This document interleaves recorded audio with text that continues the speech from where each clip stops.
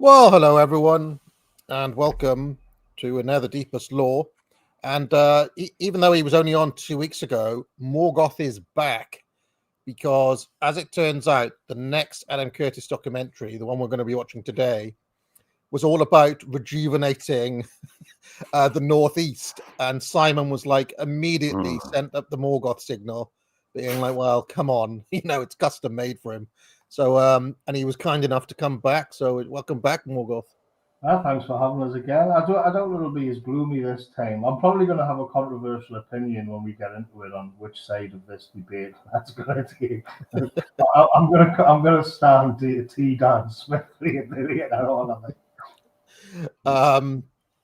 Well, anyway, I don't know. Lots of people overnight have become Labour supporters. I've noticed. My long-term Labour are gonna strafe right actually happened yesterday with the Keir Starmer speech. But to paraphrase the famous man, we must be mad, absolutely mad, not to have recognised that Keir Starmer's a genius. I mean, it's so bizarre yesterday because both the people I follow on the right and the people on the left were memeing Starmer as Enoch Powell for two completely different reasons. So one were trying to have a go at him, and the others were like, "Fucking brilliant." So anyway, how are you doing, Simon? Good. Yeah, it's a nation furiously heaping up its cope with the Keir Starmer revelation. I'm great, and it's interesting. We were just talking about. I don't want to blow any stream capital that Morgoth might exploit on this, but interestingly, we were talking about the kind of world of digital therapy that YouTube is starting to offer us in our kind of recommendations. The way it sees us as all basically deeply lonely and damaged individuals, and it wants to help us by giving us. In my case, it gives me cat videos and big bum Latina girls from America, and other people it'll give them, interesting ambiences by which to live and recuperate. So there's probably something coming in the future on that from Morgoth, I think. It's almost like we're all islands of strangers, isn't it? Yeah, totally. We're all broken. Am I coming through better now? Yeah. You sound. I mean, you didn't sound bad to me earlier. Horace, are you with us, sir? Yeah, I've not been getting any big bum action from YouTube, but I have to go elsewhere to find that. But yeah, I'm doing all right. I just listened to your video about hip hop and rock, AA, and I haven't finished it yet. But are you going to mention Rick Rubin, because he's a big figure in both? No, well, Rick Rubin was kind of early in the trajectory, and if you get to the kind of payoff of that video, I'm really looking at the figure. Yeah, do you remember that moment where like Jay-Z was everywhere, and it was Beyonce, and it was R&B, and Rihanna, Feet, Ghostface Killer? Do you remember all of that sort of stuff? Really, I'm looking at the people, the decision makers responsible, and the remarkable thing is that it literally just it's not even like quote unquote them. It's just one dude, one immensely powerful guy called Doug Morris. Right. Who was the CEO of Universal, and it's basically like a structural thing where all of these separate record labels are basically all owned by like one company, Universal. Yeah. And the other one is Sony, and I think there's one other one. Is it 3 majors now, or 4? I can't remember, because they used to be EMI, but I think EMI were bought by somebody as well. So But the Yeah. reason I mentioned, just one reason to single out Rick Rubin is just that he in particular, as a producer and probably as an exec, he tried to flog rap to rock fans, you know, in the form of like Rage Against the Machine and other groups. And I just thought he kind of sits in the crossover, you know. But, yeah, I mean that was definitely part of the stuff. I was trying to do like a 10,000 feet thing and try not to get into the actual music too much. But yeah, I mean, there were lots of it, wasn't there? There was the Aerosmith, Run DMC. Was that Rick Rubin? Loads of it. Well, probably, yeah. Blondie. Didn't Blondie have a rap song? I think Blondie had a rap song earlier on. Yeah. So anyway, I just that was a bit of a rabbit hole I fell down, mainly because once I started looking into jazz, everybody was like, well, what about hip hop? You know? But anyway, you'd probably find similar things with almost any genre, though. That's the thing. Like, I mean, who was the guy who pushed Britpop, for example? It probably goes down to one or two people. When Adorno wrote his critique of the culture industry, couldn't he name the people, the individuals? Because there are only a few who control that industry. Apparently not. Yeah, well, it is an interesting thing. In fact, there have been two very early super chats, and I might as well read them now because it's related. Port Film Co-op says your video, "Why Hip Hop Suddenly Took Over Rock Music," was fantastic. Well, thank you very much. Not everybody agrees with that, by the way, because they think I was trying to get at something else, but I really wasn't. It just so happens it does come down to this guy called Doug Morris. The second one, though, Simon, is Port Film Co-op saying Simon Roberts accent challenge. Chinese man confused as to why a Westerner might still purchase a CD in the age of streaming. No, sorry, I just can't. I don't know where to go with that. I'll try. I'll think about it during the stream. Dear, oh dear. So there we go. People asking about rock itself.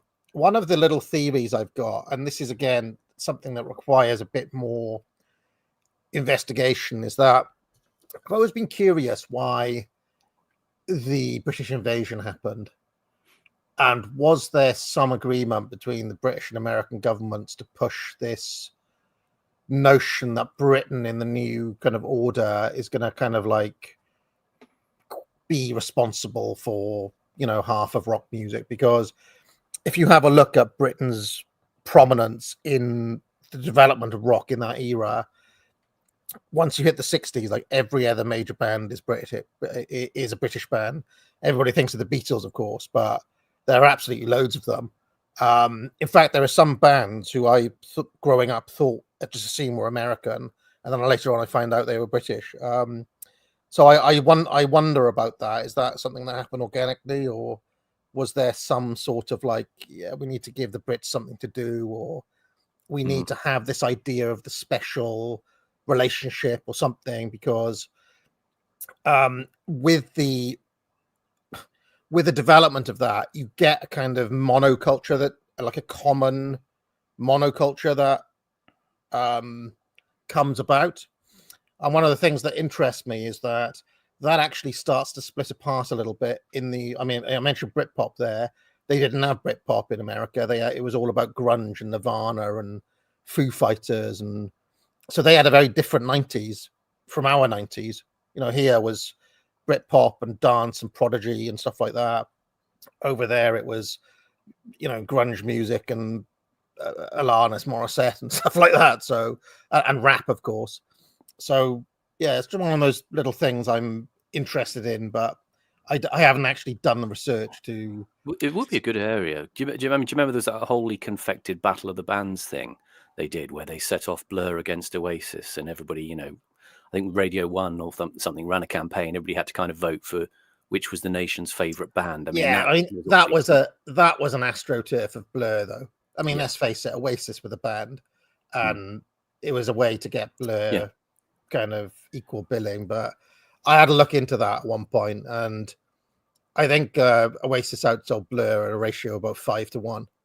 I mean, it's ridiculous. Like something like 1 in 5 people owned What's the Story Morning Glory, whereas Blur were not selling that many records. So, yeah, I do think that was the kind of Guardian, like a Guardian push to get it away from the Manx, you know.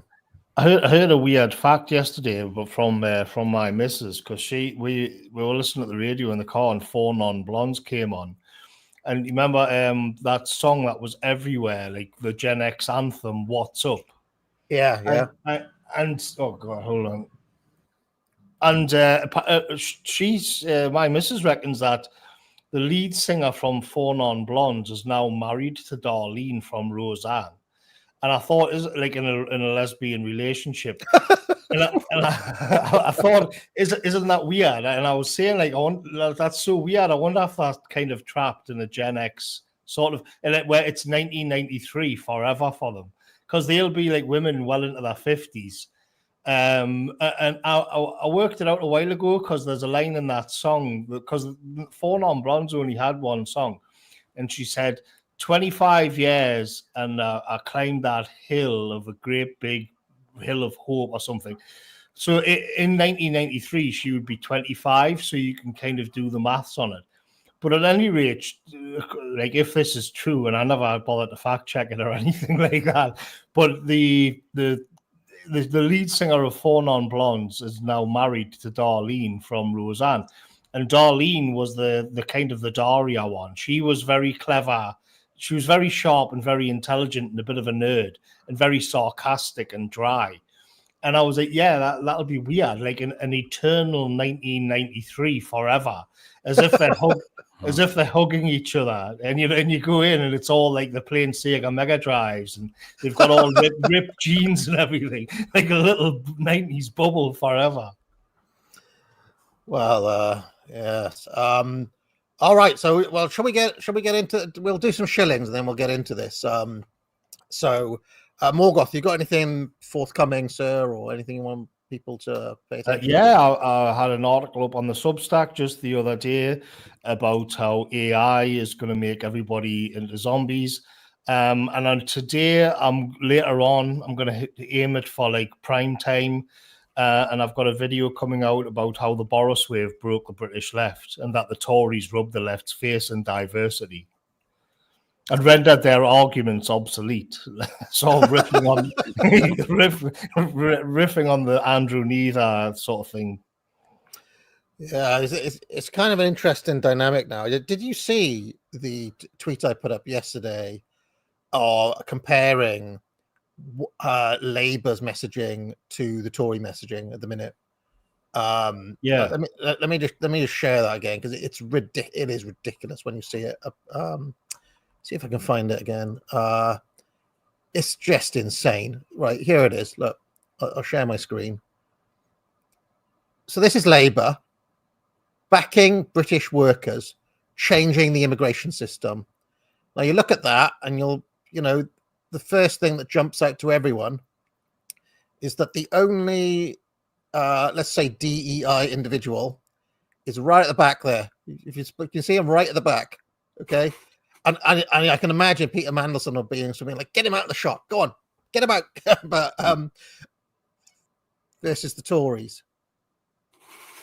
I mean, it's just ridiculous.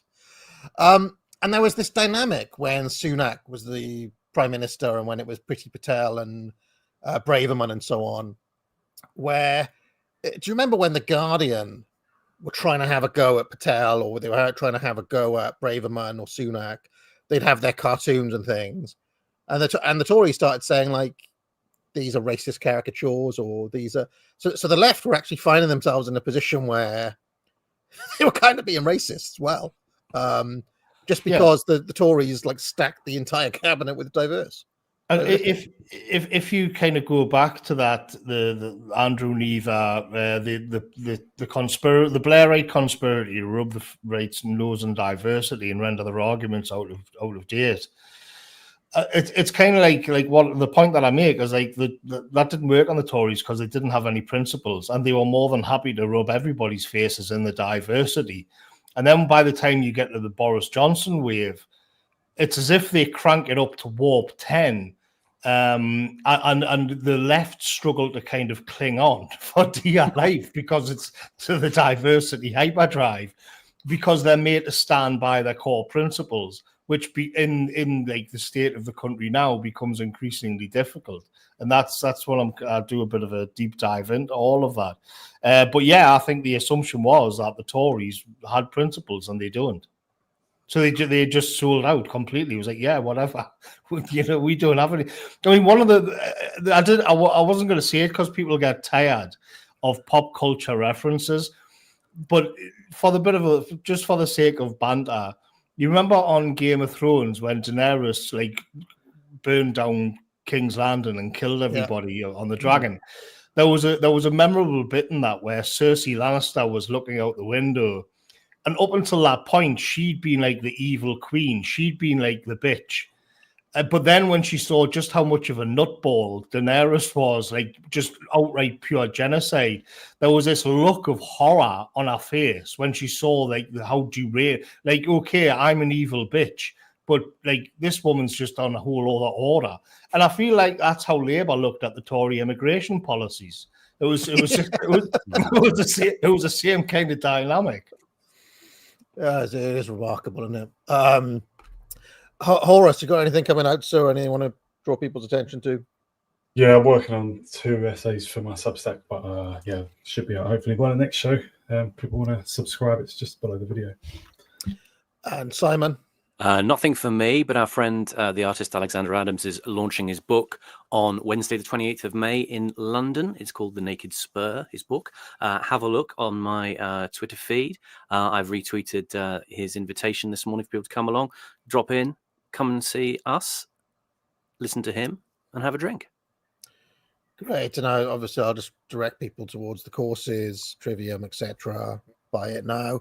I've just heard, while we were talking, at the weekend, it was I had to go to a birthday thing, which meant going out and having a lunch in a pub and being social, which I never like, of course. But our waiter, sometimes you get a waiter who's not like not an ethnic. He was kind of like our age, and he was a bit chattier than a normal waiter. He's kind of doing a bit of the odd banter here and there type thing. And he kept on like making little comments and so on. And at some point, I needed to take my daughter to the loo, and he was singing Peter Andre's "Mysterious Girl" at the top of his voice back in the kitchen. And then when he came back, I said, "Were you singing Mysterious Girl there?"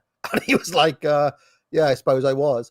And then anyway, he's actually started talking to us, and it turned out that this guy Morgoth is literally a guy who's lived his entire, like the last 20 years maybe, in a 90s haze. So all of his references were 90s. He was like, yeah, I shouldn't have taken drugs, really, to be honest. Probably why I'm working here as a waiter. And then he started, like, he kept on talking about stuff from the 90s. So kind of funny that I maybe met that person who's stuck in that moment, I'm not actually like that. I'm not so much like that. I think I was even pessimistic then, if I'm honest. If you ever want to, I tuned into your stream yesterday and caught the sort of football end of it. If you ever want to do a reminiscing stream about 90s football, I'm up for that. Talking about Brazilian Ronaldo and Rivaldo. I made an absolute howler on that stream because I said, you're not talking about, because he was trying to talk about Del Piero and Inzaghi. And I said, no, not Inzaghi. You want to think about, and I wanted to talk about Totti, right? But I said Luca Toni, who was an absolute. But he was pretty good, but yeah. Yeah, but you know what I'm saying, right? He was, Totti was a stylish player. Exactly. All right, let's get a move on then. Okay.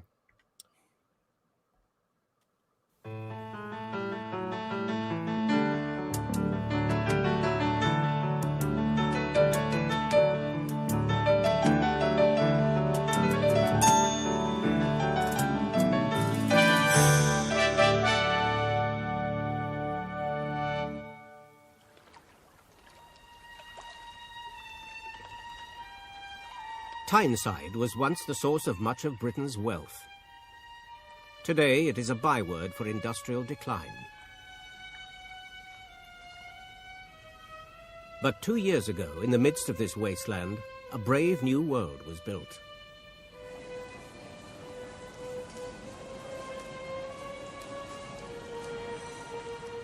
The Metro Centre is the brainchild of a 55-year-old northern property developer, John Hall. It's the beginning of a personal crusade to regenerate the Northeast. It's also a model of the sort of society he wants Britain to become. Now, sorry to pause it this early, but a couple of years back, we did some film, like, I can't remember, some film festival or something. I can't remember if it was Frody or something else, or we were just doing like a season. And I remember we watched this film from the 70s that was set in like rural England. And I had to upload it because it was so obscure that nobody could get hold of it. So I uploaded it to make it available for everybody. And there was a scene in that where this guy was surveying all of these kind of untrammeled fields and saying, like, look at all of this. One day, this could be a multi-story car park. Look at all of it. We could turn this into a giant mall. And it seems like this guy may be that, like, actually that guy. Like, because I wish I could remember the name of that film. Was it Terrence? I'll see if I can figure out what the name of that film was. Because what you mean, yeah. It would be worth a revisit, actually. Because it stuck with me, but I can't remember the bloody name of it now. Well, he is being framed as this kind of inheritor of the industrialists of the 19th century. I mean, do people remember the Danny Boyle Olympics opening ceremony? And you had, Kenneth Branagh and a bunch of other people sort of striding around, kind of with their thumbs in their braces as the evil top hat capitalists, the stovepipe hat capitalists of the 19th century, kind of looking at the land and just seeing it as a space to put chimneys, that kind of thing. I remember that. It was cringeworthy. The Northeast is an area which is a family area. We've all lived in villages. We're very much family orientated. It's dissipated to a degree, with the way society's gone. I'm trying to bring it back here. I'm trying to take what's good from the past and put it into a modern idiom. That's what I'm trying to do. I learn from the past. I don't want to live in it, but I want to take the good things. And the sort of society was basically, the niceness about some of the things in the past, like getting together. The family unit is the essence of life, and that's what it's all. And this centre is built around the family unit, and this is what the Northeast is, a family unit. And there's nothing wrong with that.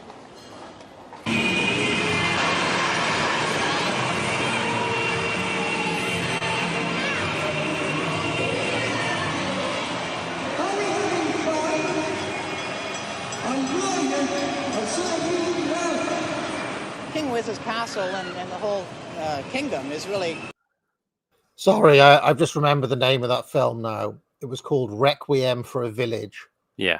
Right. And it is an extraordinary film because what happens is that the ancestors from like 100 years back somehow come alive, and you get like the whole film is like a flashback to village life in the 19th century. And then it kind of keeps on flashing forward to the 70s where they're planning to build a Sainsbury's or something. It's an amazing film. So anyway, Requiem for a Village. An addition to make shopping a more pleasurable experience. We find people will come and spend an hour here and then go shopping. More often, though, we'll find people when they're thinking about going shopping, on the back of their mind, well, let's go to Metro Centre because there's one more thing there to offer. We find that people come from a greater distance to the Metro Centre because they know they can come and enjoy this, or the children can do this while they go and shop. So it's an integration, really, of leisure and shopping at its highest level. Everything in the Metro Centre is designed to make shopping. Does he remind you of a young Hans Gruber from Die Hard, by any chance? Yeah, only a lot camper and American. This is before he does Die Hard. He gives up on retail and he decides to just become a terrorist instead. What was the mascot for there? Is that like the King of the Metro Centre or something? King of the Metro Centre, yeah. The Earl of Gateshead. Yeah, I mean, The metro centre where it is on like what was a load of, as they said, post-industrial land, and it was just like a big boggy marsh. It's on the south of the Tyne, so Newcastle will be on the northern side of it, and then it's about 3 or 4 miles along to the south of the Tyne, and it was just wasteland really. So, and they build this up with it. But what's kind of confusing is that in the train system in and around Newcastle and North Tyneside is called the Metro, and the Metro came in '82, I think. It's a great little train system, to be honest. Like a local little, it's like an underground, but it goes around the northeast, and it's expanding. But for a long time, it wasn't actually connected to the Metro Centre, which always confused me as a kid. I mean, I wasn't as familiar with the Metro Centre. I went to it, but I mainly went to Newcastle's Eldon Square for like when I had to go shopping and what. This was a bit out of the road. And if you travel on the A1 up from Durham, you kind of swing along and you go along the south of the Tyne, and before you cross the Tyne, and then you'll head up into Northumberland, and you'll pass the Metro Centre on your right. So that's pretty much where it is. Yeah. This is like the stuff that you talked about previously, Morgoth, about these landscapes that were created on slag heaps. Like you say, this was built on the ash site of the old Dunstan power station, and yeah. You get cuts of that throughout the documentary where they've deliberately filmed it, so you see like rusted hulks and stuff, and like you saw before with a sort of a jetty which is falling apart, and then the gleaming kind of shopping centre, which at the time was, I think, the biggest in Europe. I don't know if it still is, because these things are kind of dying in the age of the internet, but it was huge. It was huge in its day, this, and it worked. It was a success. But I mean, what we'll get into, which is fascinating, is when T. Dan Smith pops up later, and we can contrast like this to where we were a couple of weeks back on the brutalism and the high rises and all of that. Fun, and it works. Every week, 250,000 people come here to spend twice as much as they would elsewhere. Is it House of Fraser, by the way? Is that, am I reading that right? Was it House of Fraser? Yeah. Yeah. Okay. They had one of those in Cardiff as well. I think my mother worked there as a teenager, and I think they had one near where I live as well. It's gone now though. It was there. Lakeside in Thurrock in Essex was built after this place, I think, and the major shop there was a House of Fraser as well. The whole end of the shopping centre was House of Fraser. Yeah, and I mean, this has been surpassed in terms of size. This is about 2 million square foot, and I went to Washington and I went to a place called Tyson's Corner, which is about the same size, and absolutely massive mall. But that one was only about the 8th biggest in America. I mean, the biggest ones are about 5.5 million square feet. All right. Behind that success is Mrs. Thatcher. In 1981, her government designated the area an enterprise zone, and Hall, a miner's son, who was then a small-time property developer, seized the opportunity. He borrowed millions to build under one roof a vast complex of 40 restaurants, a 10-screen cinema, a fantasy playland, and 3 miles of shopping. You know, in the heart of the centre, in a sense, basically, this is the town square. Every place needs a fulcrum, and it's all built around this. And behind us, in a sense, the lift which Mrs. Thatcher used at the election time when she came to visit the centre.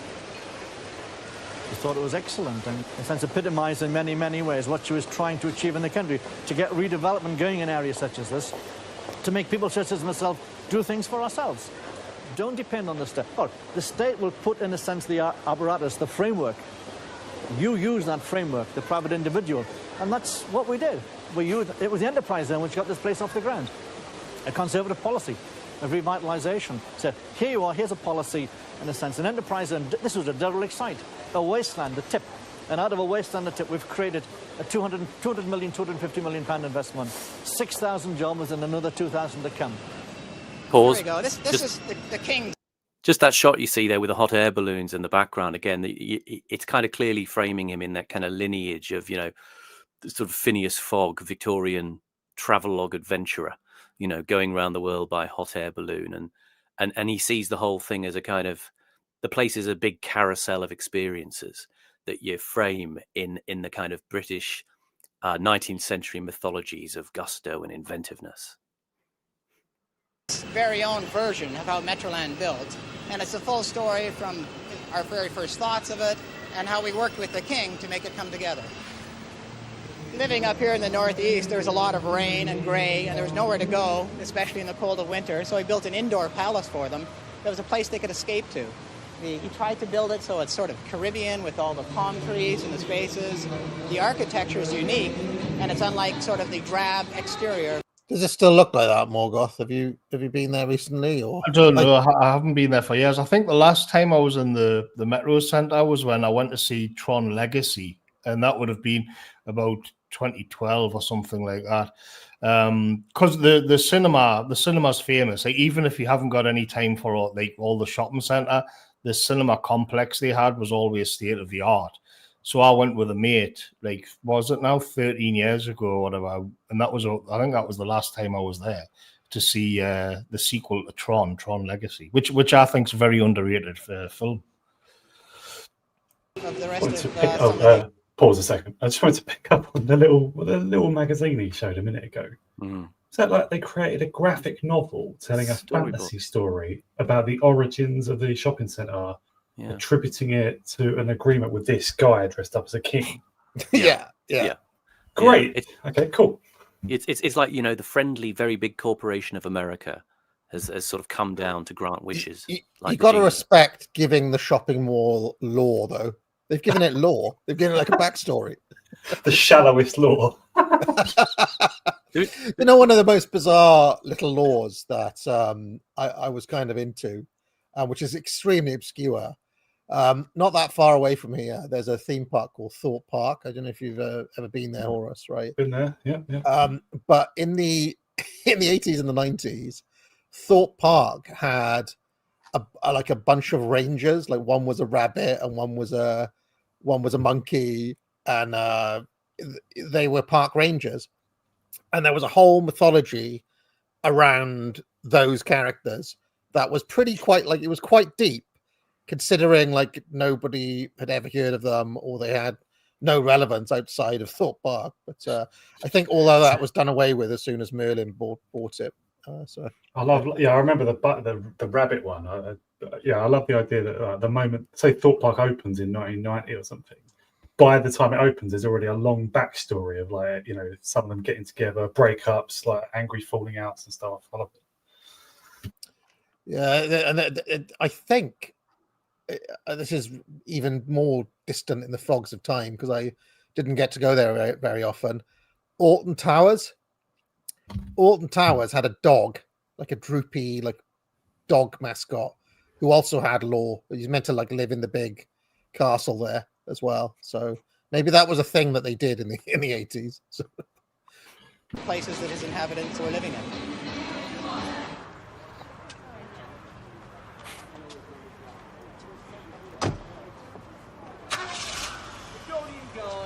Nice and cold, isn't it?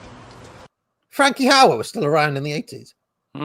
Yeah. Frankie Howard in character as well. That's amazing. Yeah. Well, he's dressed as sort of like an emperor, I think he's meant to be. But it's sort of echoing his Up Pompeii character, the slave Lurkio. And I think he was doing the college circuit, actually, towards the end of the 80s and into the 90s. He was old in the 60s. Yeah. Yeah, he must have been ancient. A lovely cold-sized day. Follow him, man, follow. Line up. Attention! About 10! This is proper effort they put into this. I'm quite impressed with it, A building without windows, the Metro Centre has deliberately turned its back on the bleakness outside. Inside is a world that is meant to be different. Some of the shopping malls have been designed like theatre sets with themes from the past. There is an old world village set around a flowing stream, and today the new Roman Forum is to be opened. We are recreating the past, but we're recreating everything that people had fond memories about the past. Sort of what it used to be like to shop, what it used to be like before television came, before the media came. So they did go to the pictures, they did go to fun fairs, they did go to the theatre. I mean, I'd love to think we had a variety theatre in the complex somewhere, get back to the old music hall. Pause. Just commenting on that, there's a thing that Hall says earlier about, places needing a fulcrum, and it's interesting to reflect that this is the redefinition of the centrality of a place within a place, like the way that shopping has become this thing that it replaces the position of the church or the town institution. I picked there's an interesting passage I remember from an Ian McEwan novel called Saturday, and it just sort of captures this sort of this bit in the enterprise culture of the 80s where you've got this transposition of the retail space into the centrality of people's lives. And he says, this commercial well-being is robust and will defend itself to the last. It isn't rationalism that will overcome religious zealots, but ordinary shopping and all that it entails. Jobs for a start, and peace, and some commitment to realizable pleasures, the promise of appetites sated in this world, not the next. Rather shop than pray. Wow. Wow. So there was a metaphysical element of destroying the old religion through crass commerciality. On reflection, I think people have come to see it as that, and this was a sort of an ultimate expression of that at the time. The film about McDonald's, The Founder, I think it's called, with Michael Keaton, that's great. And he says explicitly that he wants the McDonald's to replace the church in all of the American small towns. Mm-hmm. And they will worship at McDonald's. That's what he's in competition, not with another fast food chain, but with the church. And it's another great movie. And you can see the elements here as well. And if anybody's seen that new American series, Severance, very similar, the corporation which has a religion at the heart of it, is really interesting. Without being, I genuinely think that in some places, the McDonald's does actually act as a kind of weird community place where it's like people do congregate there. People do actually, like, it's always packed, and there are families there, and there are, like I see people, socializing in the McDonald's. Yeah. This is part of the plan, though. I mean, there's a company that it's gone bust now called Into, who were running big shopping malls like this, and I picked up one of their brochures from the period where they were running the Metro. And they say the provision of themed specialty areas has emphasized this intent, and it is now a well-known fact that many shoppers dress up to come shopping at Metro Centre. When they arrive, their intentions are not only to buy the necessities of life, but also to indulge themselves in a centre that provides a lifestyle that we are all seeking to achieve. I mean, to steal a bit from Clive James, I think Plato would have jumped out of his sandals at the idea that the good life looked like the Metro Centre. And you can see what they've done in the oldie world bit there, where it kind of looks like York, where you've got these winding back streets, and you'll find little shops which are selling like old clocks and this kind of thing. But they've made it hyper real. They've kind of added another layer on top, where not only do you have that, but it'll never rain like it does in York, because it's actually real. It's out in the open. But then you've also got like a little humpback bridge with a fake stream running underneath. So you get what, like you two said, or this Baudrillardian thing where it's that, but sort of exaggerated. It's even better than the real thing. Except in the case of the Metro Centre, you've got to drive there, and it's all enclosed in one big giant warehouse. Yeah, so I'm kind of torn with this, because intellectually I understand all the problems with this, but I kind of think it's kind of like quite like good vision as well. It's kind of like, I mean, I've always thought that the basic idea of Walt Disney creating like Disneyland out of a fucking swamp, right? There is a magic to it. I just like, okay, yeah, this is in England, and so it's a little bit shitter or whatever, but it's still kind of like quite a neat idea. There's a kind of imagination to it that I kind of dig. It quite appeals to me in a certain way, in the way that it reminds me a lot of the film of Westworld, if anybody remembers that from the early 70s. You've got I'll say that.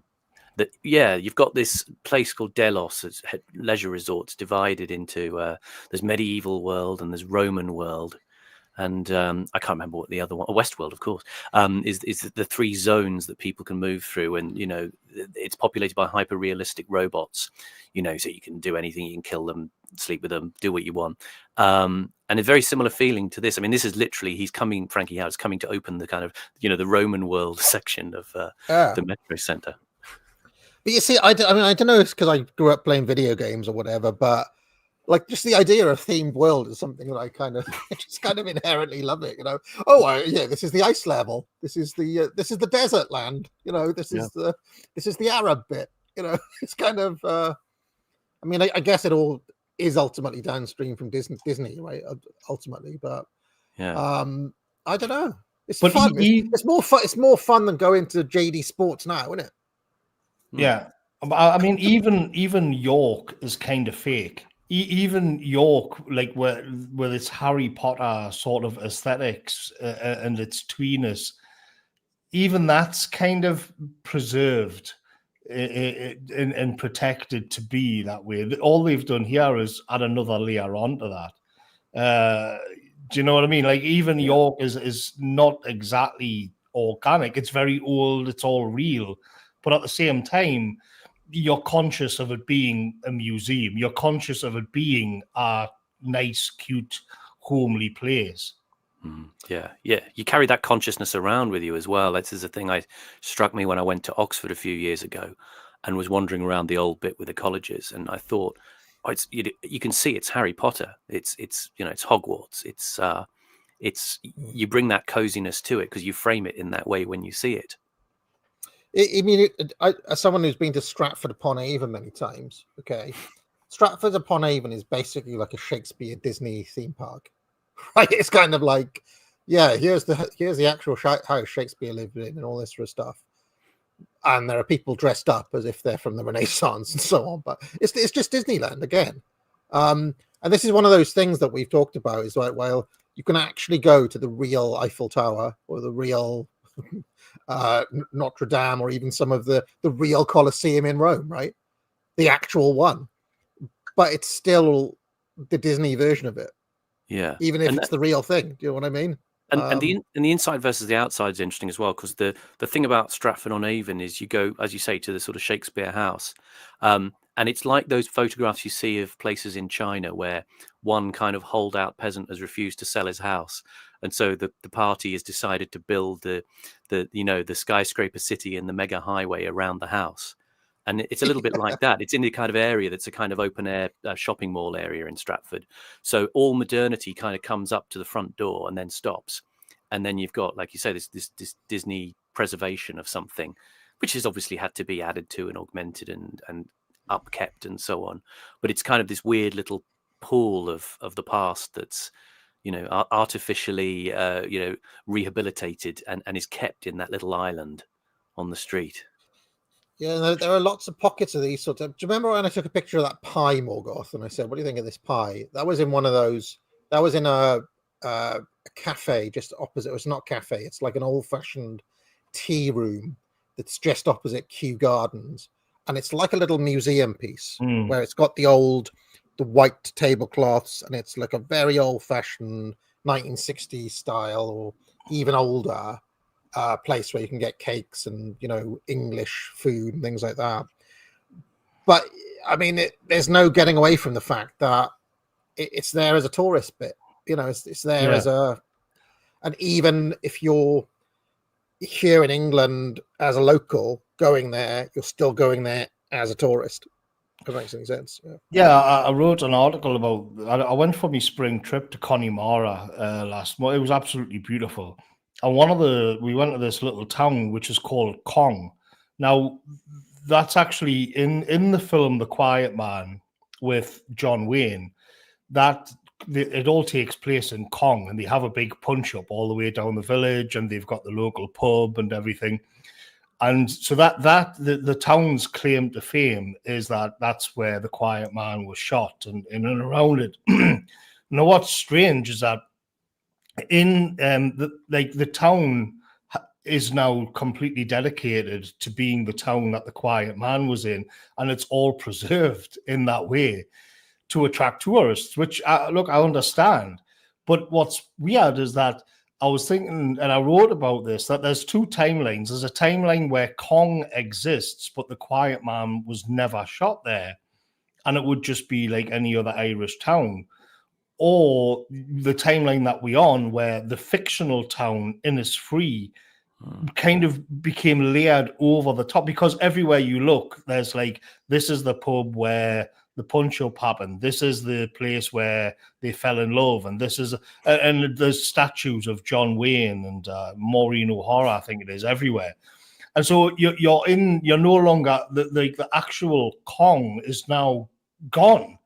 And it's what's in its place is the little village which the Quiet Man took place in has replaced it in a strange way. And I was like, I wonder what the town would be doing if they never shot the film there. Because now you're just going to the village of the Quiet Man. And they advertise it as that. And its actual identity seems to me just to be erased. And look, I get it. I get it that it brings in the coin. I understand that it's good for tourism, but it's just strange to see that. You know, even within this weird thing that we're talking about, there are still layers of it, right? And the only way I can explain it is that there's the internal layer as well. So it does make a difference if the preserved museum piece is still being locally run and owned, or, I mean, you know what I'm talking about, right? There's an old pub, it's popular, but then you find out under the surface it's a Young's pub, or it's a chain, or it's owned by a Wetherspoons or something. So you can see, you can tell the genericism on the menu. Do you know what I mean? So there's even within what we're talking about, I feel there are gradients of kind of like, you can get more and more postmodern, if that makes any sense. I mean, and the ultimate worst would be, you know, like a themed thing, but the menu is just McDonald's. You know, so you can kind of, there's a gradient of authenticity even within the tourist, even within like the tourist business or whatever. To be fair, like just to sort of connect it back to the stream that we did a couple of weeks ago on brutalism and the high rises, you can see that was an attempt to escape this, because there's no room for sentimentality in tweeness. It's like the opposite. The antithesis to all of this would be the brutalist car parks and the big slabs of concrete, where they're not leaving you any space to kind of go down a nostalgic rabbit hole and, you know, and kind of wrap yourself up in a comfort blanket of little humpback bridges and streams. So it's kind of like, do you want the raw slabs of concrete and steel falling around you, or do you want to disappear into the consumerist sort of Disneyland? Which way, Western man? Yeah, this is a very conscious feature, because what we're talking about here, the framing of this whole film is the enterprise culture of the 80s that was alluded to at the beginning of the film. And there was a number of people, a number of whom were actually progressives, who were involved in the kind of theorizing of what this stuff would do. I mean, there was a couple of people. One was a guy called Alfred Sherman, who had been a communist who'd gone and fought against Franco in Spain, come back, and he'd had a sort of Damascene conversion to becoming a kind of a strange radical Tory. And he got together with Keith Joseph to reconceive of this idea of people's buy-in and obviously incentives after people like Hayek and so on. There was Lord Young of Grapham as well. He was another one who was an advisor to Thatcher, who was key to this as well. And Keith Joseph in particular, he was trying to sort of re-territorialize history with this sense of the individual, you know, fighting to make their own definition within it. He says, you know, would it not now be better to approach the public who know that economics is not everything as whole men rather than economic men? It is up to us. History is not made by abstract forces or classes. It is made by people. If we have the moral courage to say what we believe to be true, right, and good, the people will be with us. And so it was believed that this was going to be the vibrant enterprise culture that was going to be the tenet of Thatcherism. Renewal and return were going to be the main motifs. And as this particular essay, Enterprise in Albion, says, the future was reimagined from the past. I see a lot of people in the chat defending Weatherspoons, saying they do up buildings and so on. What I meant was not the interior of the pub, and actually some of the Weatherspoons pubs are in good nick. What I mean is when you get to the actual food menu, and it's clearly a generic central kitchen menu where you're going to get the same pie regardless of which pub you go to or whatever. Or sometimes you can get it with the Young's pubs as well. In fact, there's a very good example up near here where there is a genuine, authentic old man's pub, which I took Carl to when he came to stay. And across the road, there's a very nice pub as well. But you go in there, and it's a Young's, and I don't know how to explain it though. You can always tell when there's the little superstructure of the overriding corporation, even in a pub thing like that. I mean, another analogy I might make. You ever been to one of those like Harry Ramsden's fish and chips places? You'll get like the old-fashioned fish and chips in the newspaper, but the newspaper's fake, and it's kind of like it's a little bit like in Disneyland. There's a Toad of Toad's Hall place where you can have fish and chips, where they will also serve you, like a fish and chips with peas, but it's kind of fake. Do you know what I mean?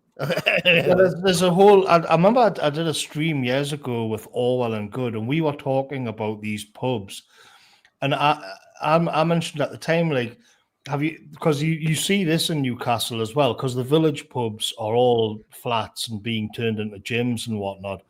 But what you will get is a pub which is sort of constructed on the outskirts. You usually have to drive to get there, which limits how much you can drink, and you'll be able to eat there.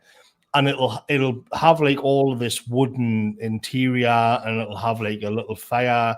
And they've gone out of their way to make you think that it's been there for like 500 years, even though it's only been there for 12 years. And they've got these over-the-top names as well, like the Badger's Fanny or the Otter's Wink. And it's all just a bit too much. And I actually prefer Weatherspoons to those kinds of places because everybody whispers in those new kind of trad constructions. There's no atmosphere ever because everybody's just transient and packing through. Whereas if you go to, say, the Weatherspoons in Newcastle, there's actually a good vibe. It tends to be a bit rowdy and a bit rough and tumble because everyone's there for the cheap peeve, and that's fine. I'll do that. I don't want people watching me P's and Q's in the bar all of the time. So in that way, I think Weatherspoons does a good job. There's a kind of authenticity and roughness pops out of most of the Weatherspoons I've been in, which is what a pub should be like. Yeah, that's true. I'm not having a particular go at Weatherspoons. I'm just saying that there's still like it's a kind of gradient, right? So there's a even within the world of authentic pubs or non-authentic pubs, I think there's a gradient, right? From like a, how can I put it? That you don't actually see. The thing is, you don't see that many of them around because they've all closed down. The proper old, still independent, still not connected to one of the major breweries. There's not that many of them around. I mean, there's about 2 or 3 I can think of near here. Then you get the Spoons and the Youngs, and then like another level up is these kind of wanker places you're talking about, Morgoth, which I think also they're kind of socially coded as well, in a way. There's another style of those as well, where it's overlaid with a kind of like a kind of rock thing. Have you ever been to those bars? They tend to have names like that as well. I'm trying to think, there's one in Staines that was there about 10 years ago. I don't know if it's still there, but they're more like a kind of like the people who go to those probably will also wear like makeup or they'd be Matrix type, the long black jackets and things like that. I don't know if that scene still exists, but it certainly did 10 years ago. I certainly remember when I lived in London, there was a kind of thing. I think it was a group called the Antic Group who would take over pubs, and they would kind of try and re-authenticate them, with sort of, overstuffed leather armchairs, and odd, standard lamps and, fox heads on the wall and collections of books, and a kind of sort of hipster version of the sort of floorboards and bookcases kind of theme. And even before that, there was a sort of slightly self-conscious, we're being a bit postmodern, ironic thing of, giving pubs ridiculous names. I think I remember as far back as the Young Ones. I think wasn't there a pub they called like the Frog and Calculator or something? And I heard Tony Parsons called a pub once, the Rat and Trumpet. They'd come up with like these unlikely pairings, kind of trying to crash into the brand of tradition and modernity. Oi, come back! The skirt's so tight I can't walk in this damn thing. You seem to be going quite a way back if you're building Roman forums. Yes, true, but I mean, there is a Roman connection here. We're sort of very close to the end of the Hadrian's Wall, if you think about it. Tell them to slow down a bit. I've got this tight skirt on and I can't walk. We're already planning our next venture, which will be a Mediterranean village. That, of course, is not historical at all, but is to pick up on the enjoyment that people get every year by going to the Mediterranean for the summer holidays, and we're recreating that atmosphere with the architecture of the Mediterranean, the blue skies overhead, the little cobble streets, the vines growing over, the tavernas, the spaghetti houses, the fountains in the middle, and it's all just taking... Why not? You reinforce these sort of things, and people relax, people enjoy them, and we want them to do that. We want them... It helps. I mean, when people are relaxed, they make clearer decisions about what they spend, and we win hands down. But I say, this is the sort of way people would like to shop. Metro 2 Control, Frankie Howard's party, just turning left, out of zone 6. I'm really curious if they've kept this level of effort up. Or has it been left into disrepair now? No way. Loads of it will be like empty units and stuff. Well, I don't know. Not the shops, but no way will they do all this creative stuff. I'd love to have a look. I mean, I'm going to see if we have a little snoop while we're watching. Yeah, it'd be interesting to see if the Mediterranean atmosphere still pervades. I mean, the Mediterranean atmosphere now, of course, is like the island of Lampedusa or something. So they've probably incorporated those elements. If you wanted to do a little Mediterranean section, it should be like the Birds of a Feather women and their husbands that they met. You remember that was always a theme in that program. Right? Have they kept it up, or is it now like the paint is coming off and someone's like drawn a penis on the wall and they haven't bothered to I'd just love to know what it looks like.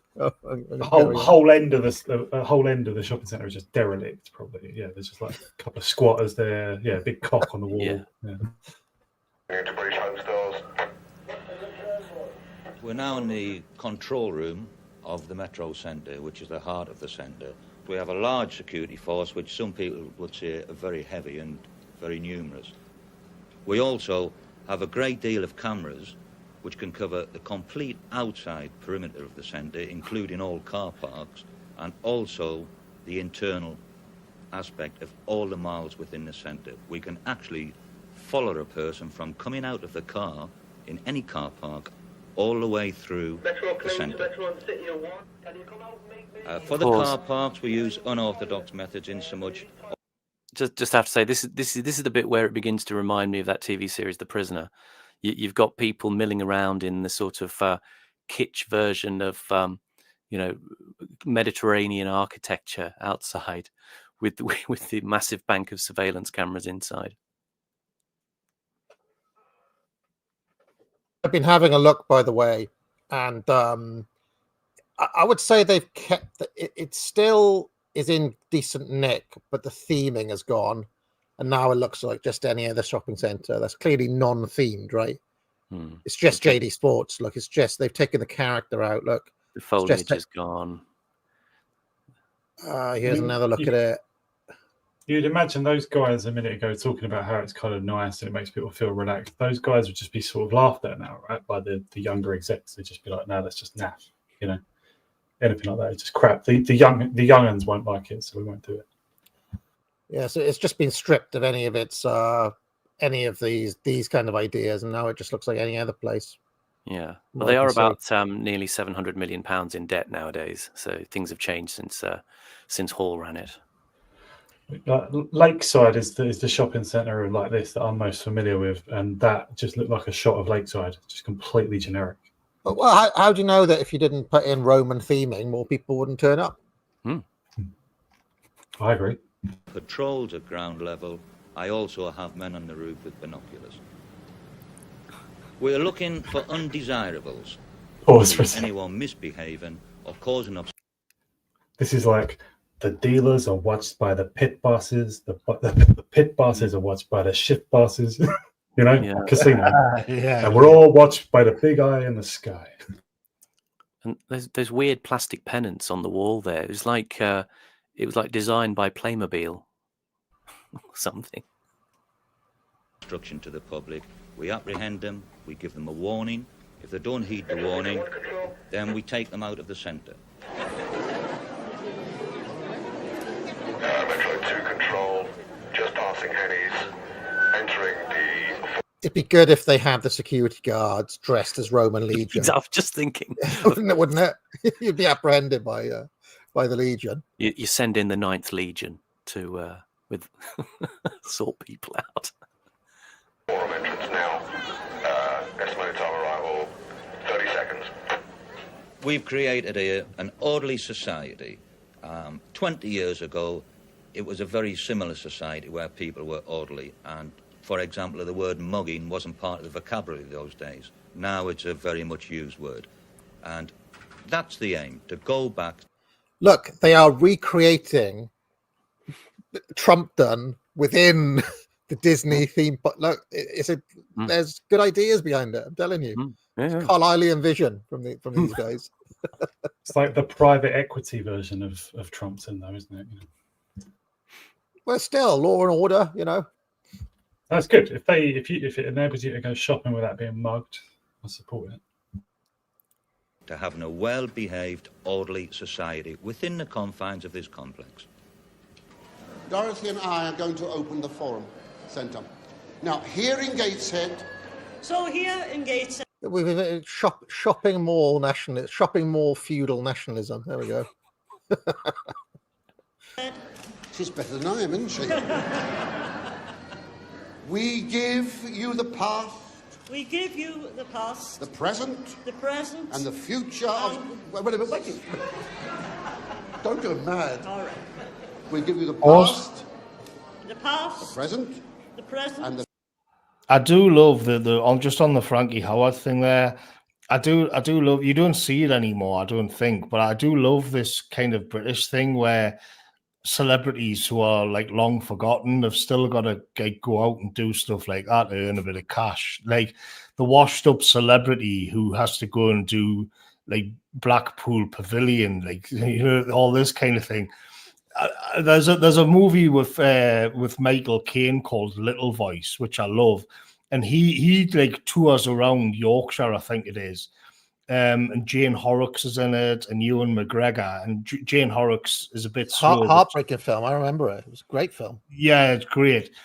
And Michael Caine at the end when he does that Roy Orbison cover and the house is burning down, it's over, and he's singing it like he's just totally having a massive breakdown.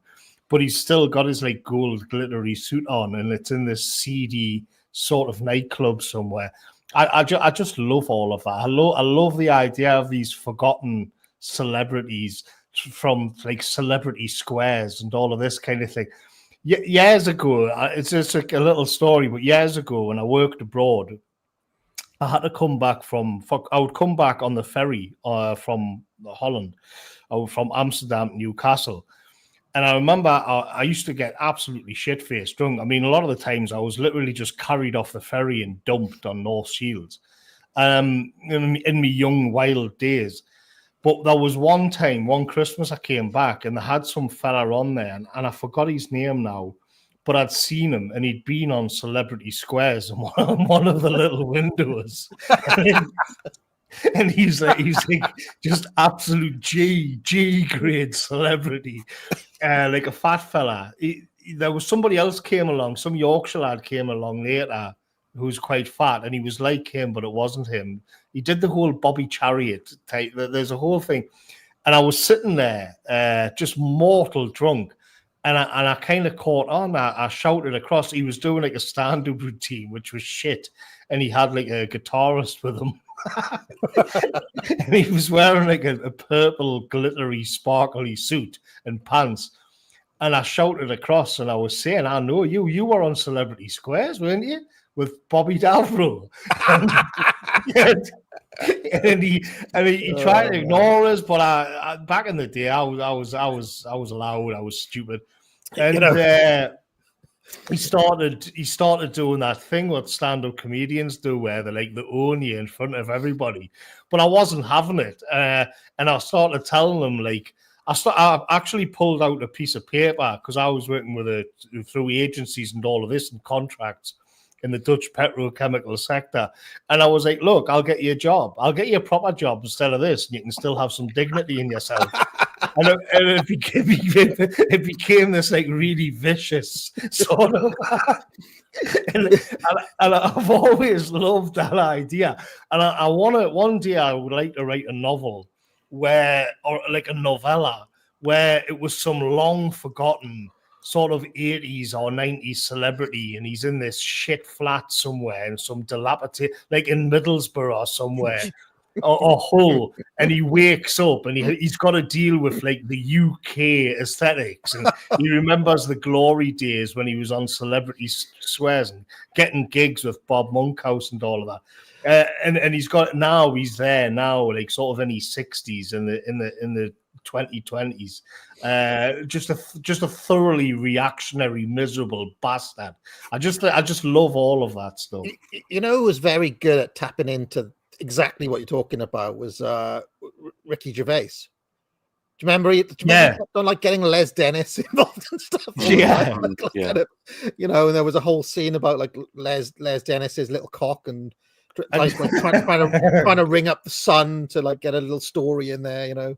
And you had that. The Phoenix Knights they kind of did that, didn't they? Yeah, they did.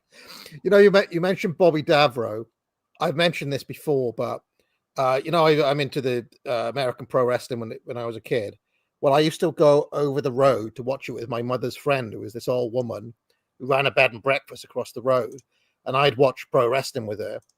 But her claim to fame, Morgoth, was that one of her her star guest was Bobby Davro, because he'd come because he'd be playing the pavilion down the road, because I lived by I grew up by the sea, and she thought the world of him. Bobby Davro when he came to, and she had genuine joy. People were just genuinely excited that Bobby Davro's coming to stay again. I couldn't go around and watch the wrestling when Bobby Davro was there. So it was kind of funny, but it's a whole world of sort of northern club comedians like Jim Bowen and Chubby Brown and Cilla Black singing and all of that. I think it's great. I love all of that. You remember Louis Theroux did an episode with Keith Harris? Oh yeah, I remember that. That was an example of that. He's a celebrity who was relegated off of TV. He was prime time in the 80s, and then he was just relegated by TV execs. Basically, they just decided he was out of fashion. He was still making big crowds laugh, but the TV mood changed, from the top, like the Doug Morris of TV. And Doug Morris of the TV world. Your time is up, Orville. And Keith Harris just and Cuddles, yeah. And Keith Harris just hadn't accepted it at all. He was in tears sometimes. He was really bitter about it. Just thought, why? Why am I not still on prime time? The other person I remember who used to play obviously on the same circuit as Bobby Davro, who also used to come and stay, down because I grew up on a street with lots of B&Bs and hotels on it, was Timmy Mallett, right? But post-fame Timmy Mallett, and he always looked like an absolutely miserable so-and-so. as if like you could tell the world was on his shoulders, because he must have been thinking, like, a couple of years ago, I was playing to audiences of 20 million on primetime TV or on primetime kids TV, and now here I am in this shithole, you know. So yeah, Had a #1 hit single as well. Yeah, you know, he was once a contemporary of Roland Rat, but now look at him. Anyway, let's carry on. Future. I should mention as well, I thought Frankie Howell was very good with that old dear just now. Very good manner. And I was wondering, did he ever have like a kind of Bruce Forsyth type gig where he was presenting I think he'd be pretty good at that role, presenting like Blankety Blank or something with Frankie Howard. Did he ever do anything like that? Because he had a very good manner with the old woman. Oh, don't know. This is the period I was out of the UK. I only learnt about his afterlife in documentaries, where he had this kind of resurgence playing the college circuit in a sort of, you know, post-ironic way, in the kind of same time that Newman and Baddiel were doing their stuff. He had a bit of a second wind. So did Keith Harris, by the way. After that Louis Theroux documentary, he had something of a revival, but it's because he started to accept that he wasn't playing to kids anymore, because kids watch, you know, mainstream TV. But he was prepared to do rude stuff, which he'd never done before, for the students, because they got a more cynical sense of humour. You know, the most bizarre and legendary figure who spent almost his entire career on this sort of circuit was Ken Dodd, of course, where he had like the 5-hour shows, and like he remained big, I believe, up until he died. Like, and he was still going. Do you remember him, Ken Dog? Yeah. Yeah. I mean, there is still a scene, like, to this day. I mean, I think like Chubby Brown, who's a bit more controversial and a bit more crude, but I think he's still going. I think he'll like still pop up at like Hull Palladium and stuff. And he brings the house down. Everybody loves it, and it's just chock-a-block with like middle-aged women, especially, who just love the banter. It's one of the many things where the genuine popular culture clashes with the TV and radio ordained so-called popular culture, right? There's loads of these things that are quite straight. I mean, Roy Chubby Brown's really blue, isn't he? I mean, he's like, but there's various kinds of comedy, from that all down to more innocent stuff and whatever. That it's got a huge audience, and if it was on TV, it would pull big numbers. But the people who control TV, especially, they really think that they're sort of educating the public and you know, progressing the public. Yeah. Do you remember when Bernard Manning, who isn't as innocent as what you might think? I think he's got a different background, but there was a huge thing happened when he went on Mrs. Merton in the 90s. Yeah. And there was a thing happened there where you had these new kind of 90s ironic and postmodern types who were replacing the old guard. And that was a clash that you saw happen there, where the old sort of racist, sort of rougher working class people from the clubs and the nightclubs and the palladiums and all of that, it was as if they were hauled up onto television for a humiliation ritual, as if to say, like, we're going to humiliate you now on this program because there's a new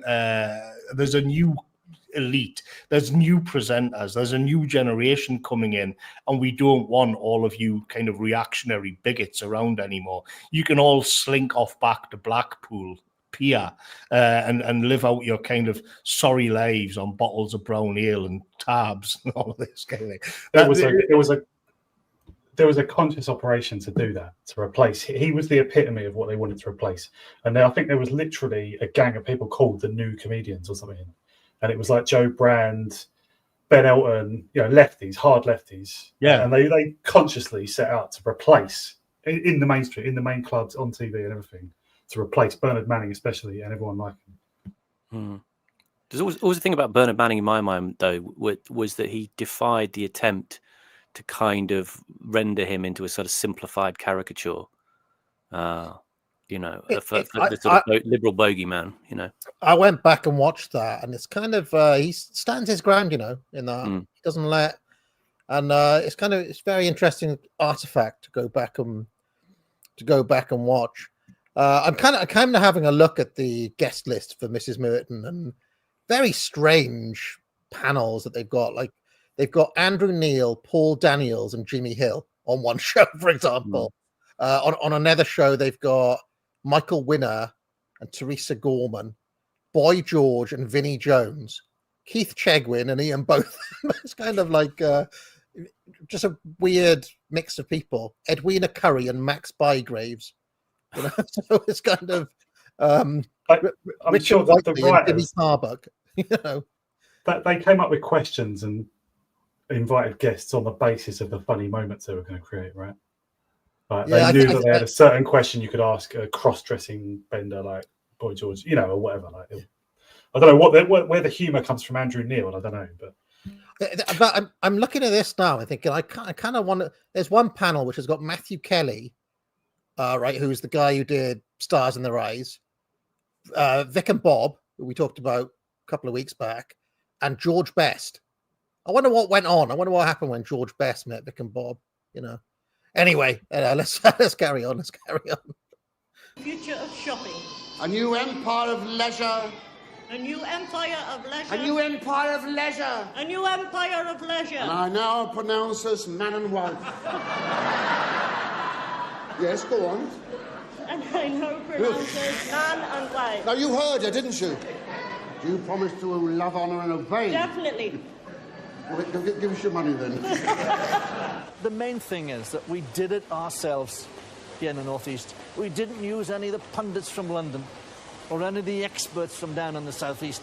We did it here, where the talent of the people has always been here. You know, we've built the biggest ships, the biggest engineering products, the biggest armaments in our industrial time. Now, in a sense, we have to bring ourselves forward and do the same things in the new way, the modern way, whatever those industries might be. And that's what I'm trying to do. This is what this place represents. It embodies everything that I believe Thatcherism says, in a sense, what we're trying to do. The modern businessman, born out of his local roots, part of the people of an area, who's going to stay over. Provincial regeneration is going to happen because people in that area want it to happen.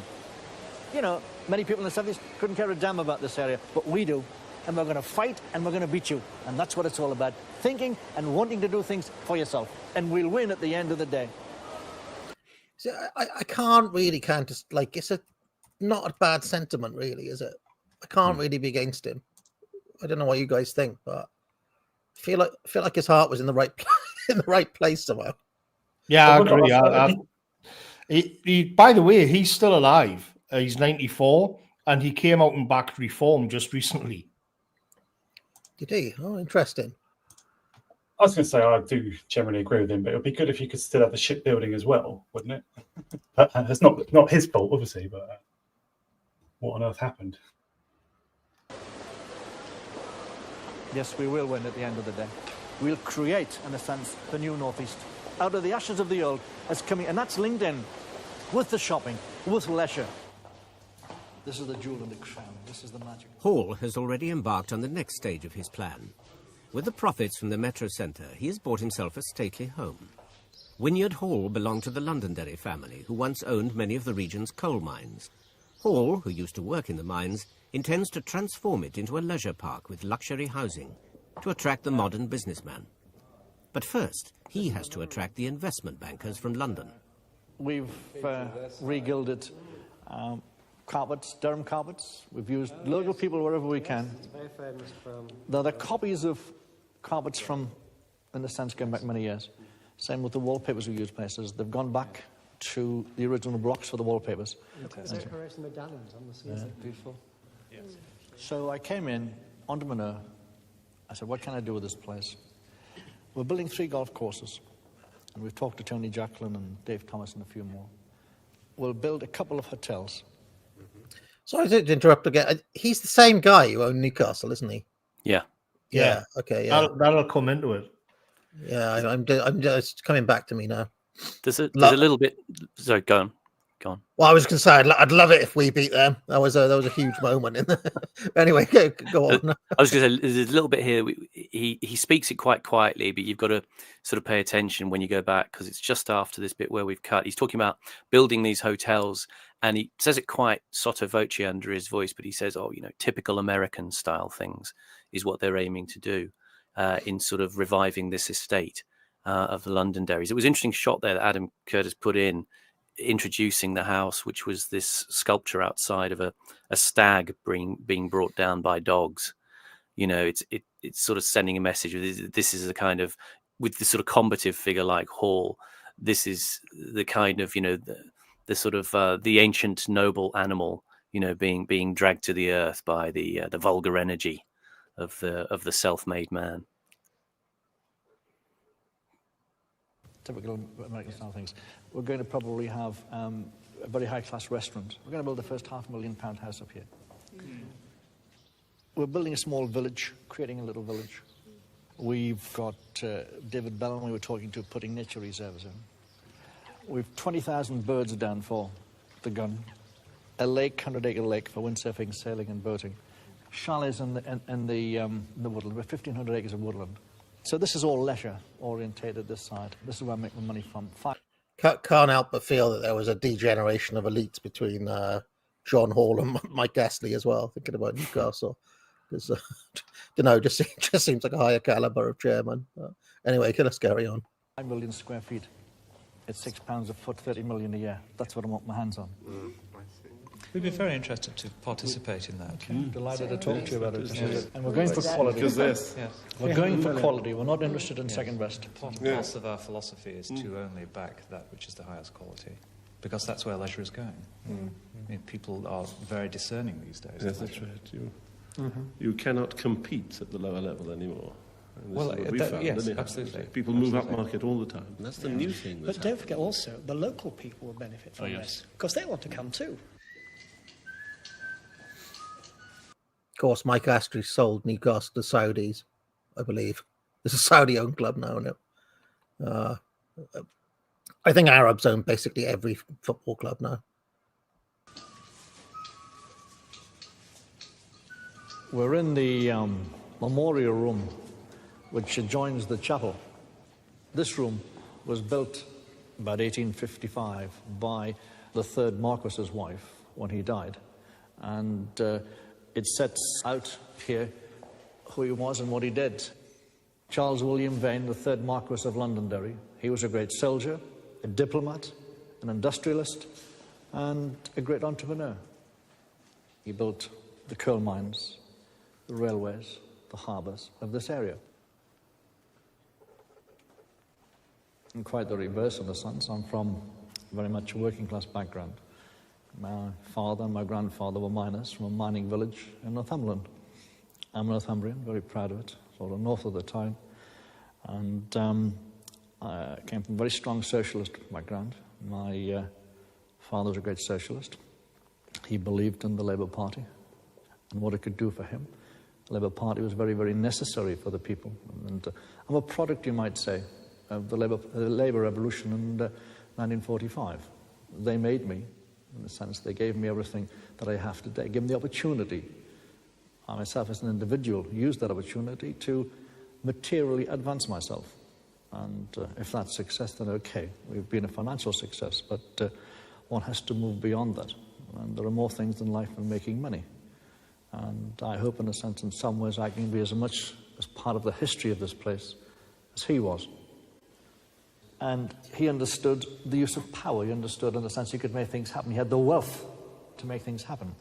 And he made an awful lot of money. I understand when he died, he had an income of £100,000 a year. That's 1850, which today's got to be 15 to 20 million pounds, tax-free. He used that wealth to build his empire, and he used that wealth to attain positions of influence. And put that all together, he had power to make things happen. Danger here, Aldridge far post, John Anderson and Steve Nicol. To many in the northeast, the catastrophic decline in the region over the last 10 years is mirrored by the awful fate of Newcastle United. And here's Barnes, and Aldridge this time, 2-0. Despite new players, a new manager and a new staff. Go on, Horace. When we were listening to Hall there, did you get the feeling that his sort of, to some extent, feels like he's got to explain himself? Like, I don't know whether it's the questions that are being put to him or whether he's thinking about who's watching, but like, you know, went in the shopping centre and then talking about his dad and granddad there as well, right? It sort of seemed like he had to explain why he'd become, you know, he's saying, I'm from Labour roots, I'm from literally miners, and And then, I've become someone who in the previous scene was extolling Thatcherism. Did you get the feeling like, I don't know exactly what I'm asking you, but, psychologically, it seems like he's in a between land, Yeah, I think he's kind of half thinking about a sort of noblesse oblige, and he wants to be the lord of the manor who is taking care of the people in a paternalistic way. But at the same time, he's conscious that he just came from a very humble background and he doesn't have that aristocratic sort of aura to him where that's just automatic, where it's just, this is what I'm going to do and this is why I'm going to do it. I think he has to kind of couch it in being a man of the people who's made good. Yeah, because noblesse oblige originally is like an idea that come out of old money, people who are generationally wealthy. He's someone who I assume he's self-made, isn't he? Yeah. I also think though that if you're from a Labour area like that, you probably have to explain why you're a Tory. And I'm guessing it was as strong a Labour area as any in the country, right, at that time. Yeah. Would I be right? Oh, yeah. I mean, he comes from the same place as the Charlton brothers, Jack and Bobby Charlton, Ashington. They all come from there. For anyone watching who doesn't know, Bobby Charlton's one of the greatest players of all time, according to a lot of the people he played with. And the club languishes hopelessly low in the Football League. Now John Hall wants it. So he basically rescued Newcastle. He should be an absolute hero in that area. Basically, to believe he was, yeah. Converted into a modern leisure centre, a symbol of his new society. But first, he must remove the existing directors. Chants coming from the Newcastle sections of the crowd aimed against the board of directors. Hall has put together a group of local businessmen. They are trying to persuade the club's shareholders to sell out to them. Every week, they meet in secret at the Metro Centre to plan their campaign. To try and reach a compromise.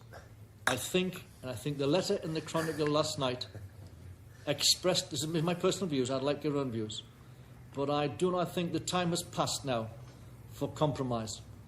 We've gone this far, and even while I understand approaches are being made round about, possibly for some meetings, this present board are still going behind our back to protect their position and to buy shares. So to me, that is not means of a compromise. They're just delaying things. Now, that's a personal view. Can I have comments on that? Because it's critical. Do we go for the jugular, or do we, in a sense, in actual fact, try to reach a compromise? Can I have your views? Because it's important. Bobby? I think we should just have a go. Yeah, I think we should just go for it. I don't believe we should delay at all. I think it is a delaying tactic, and I think if it's not a delaying tactic, then it's a desperate move. We go now. Austin? I'm still concerned about the ability to bring off a total coup, to completely remove the existing board and place our guys on it is a very big step. It is a step the current board of directors is determined Hall should not take. The friends of the board have been buying up shares themselves, and control of the club has become a costly race. Hall is faced with the prospect of using up much of the £5 million he has set aside to rebuild the club, just to take the first step of getting control. And if we take control, we've got to be realists in a sense. It's going to take some time to pull that round. And it's going to take money and commitment and management to put right. But you're going to need cash. Right. And the more you take from the 5 million, I know, you might have to sort of let... Well, see, the thing is that you need people like this who are invested in an area. And it's hard for me. Like when I was looking at the pictures of the place that he built, now, I can't help but think, well, the people involved there, do they have any connection to the area, or is it just some massive corporation who doesn't give a shit, or is it ultimately an Arab who owns it who has never even been there? You know what I mean? It's like it does seem to make a difference. Because he sold his stake in the company at a certain point, and he expressed regret later, actually, because he said he should have. This is the Metro Centre we're talking about. He expressed regret at not holding on to it because I think he sold it for 70 million or something, and it's worth over $1 billion now. So he kind of slightly regretted that. But it's interesting how he had these different approaches. He had the approach of the Metro Centre as a sort of dominance of the retail sphere with this element of reconstructing history in it. and then he also gets, you know, the real old history in the form of Wynyard Hall as well. And the thing that there's also the sort of totemic importance of the football club. There's an interesting article in The Independent that interviewed him, and he mentioned this on the football. He says it's difficult for anybody to take in the mystique and the passion of soccer, but it can absorb your life. In a way, it is a family. The club has a camaraderie, a ritual. The intellectual will never understand the passion of the Geordie for his football. Newcastle United means so much. It fills you with pride. The Geordie nation, that's what we're fighting for. London's the enemy. The Southeast's the enemy. You exploit us, you use us, you take everything you can from us, but you never recognise our existence. You know, in so many ways, he is living up to what Thomas Carlyle talked about, which was the captain of industry. You know, he is embodying it. He is, you know, he's living it. He is being it here. Because this is what he was talking about, Carlyle. He was saying, like, look, the aristocracy, the royals, the old, you know, the lords and so on, they've abandoned their posts. They're absent landlords now. You know, they've degenerated. There's a new elite, and the new elite need to be more than the sausage maker on the great scale, right? They need to, like, actually take a paternalistic care in the area. And to be fair to him, he's actually doing it. So. He also talked about this. He says, I come from a working class background, and we were taught to know our place. The trouble with the Labour Party is that they never kept up with the aspirations of the people they created. They gave my father dignity and me a grammar school education. But my father died on £12 a week, and my mother had £1 a week pension. I said to myself, is this what it's all been for? It made me start questioning the system. And when he was appointed with Reform recently, he was given a sort of life president for the North East position in Reform, a kind of, you know, nominal position. He said it was said he complained of being a stranger in my own land after 14 years of Conservative rule, adding that he wants to see Englishness protected for future generations. Navarra got in a little bit of a swipe at him. They said he has extreme right-wing opinions. He's virulently anti-gay, for example. Right. Oswald Hall. I do note from his thing that he did give 500 grand to Theresa May. So he's probably, like, personally bitter about how that government turned out. So yeah, but even Navarra recognise he has a sort of a sense of noblesse oblige. They do point that out. What you're talking about there, John, is step 2, and everything about it is quite right. But if you never ever take step 1, step 2 will never ever need to be taken either. I'll tell you this. And step 1. I'll tell you this. If you take step 1 and you go into step 2 where the things are going to go, you'll be in the same position as the present board, and you'll be actually fat. It isn't worth going in. Okay. I will not go into any business unless it has a strong financial base. That is a businessman. Right. I agree. And if I've got to put £4 million out of the group's put on, no way. The club isn't worth saving. It's still Nickel. He's gone all the way, and that is the hat-trick. Here, then, is a vision of the North East as it could be in the space age to come. A good life, sport and recreation for every man. When you're alone and life is making you lonely, you can always go downtown. It is almost completely forgotten today, but 25 years ago there was a very similar plan to rebuild the North East. Horus, I'm back to Thatcherism, mate. I've been converted. I'm going to get my old von Mises back out. I've been converted. I'll make a heel turn soon. Unlike John Hall's vision, it was to be funded and planned by the state. But the picture it painted was also of a utopian future. Shopping and leisure centres would create a perfect environment for the new industries that were to come to the region. You can forget all your troubles, forget all your cares. The plan was swept away in the financial crises of the late 60s, leaving behind only a few tower blocks and motorways. But in its time, it captured the imagination of the North East, as did the man whose brainchild it was, T. Dan Smith. Dan Smith's career in local government ended dramatically when he was tried and convicted of corruption. But at the peak of his power in the mid-60s, he spoke of his plan in words uncannily like those used by John Hall today. If this becomes reality, it can become reality, then we will have produced a cultural leisure background in an age of leisure And just as in the Industrial Revolution we were in advance of our time, it was here that we produced the steam trains and the Mauritanias and coal and steel from iron ore.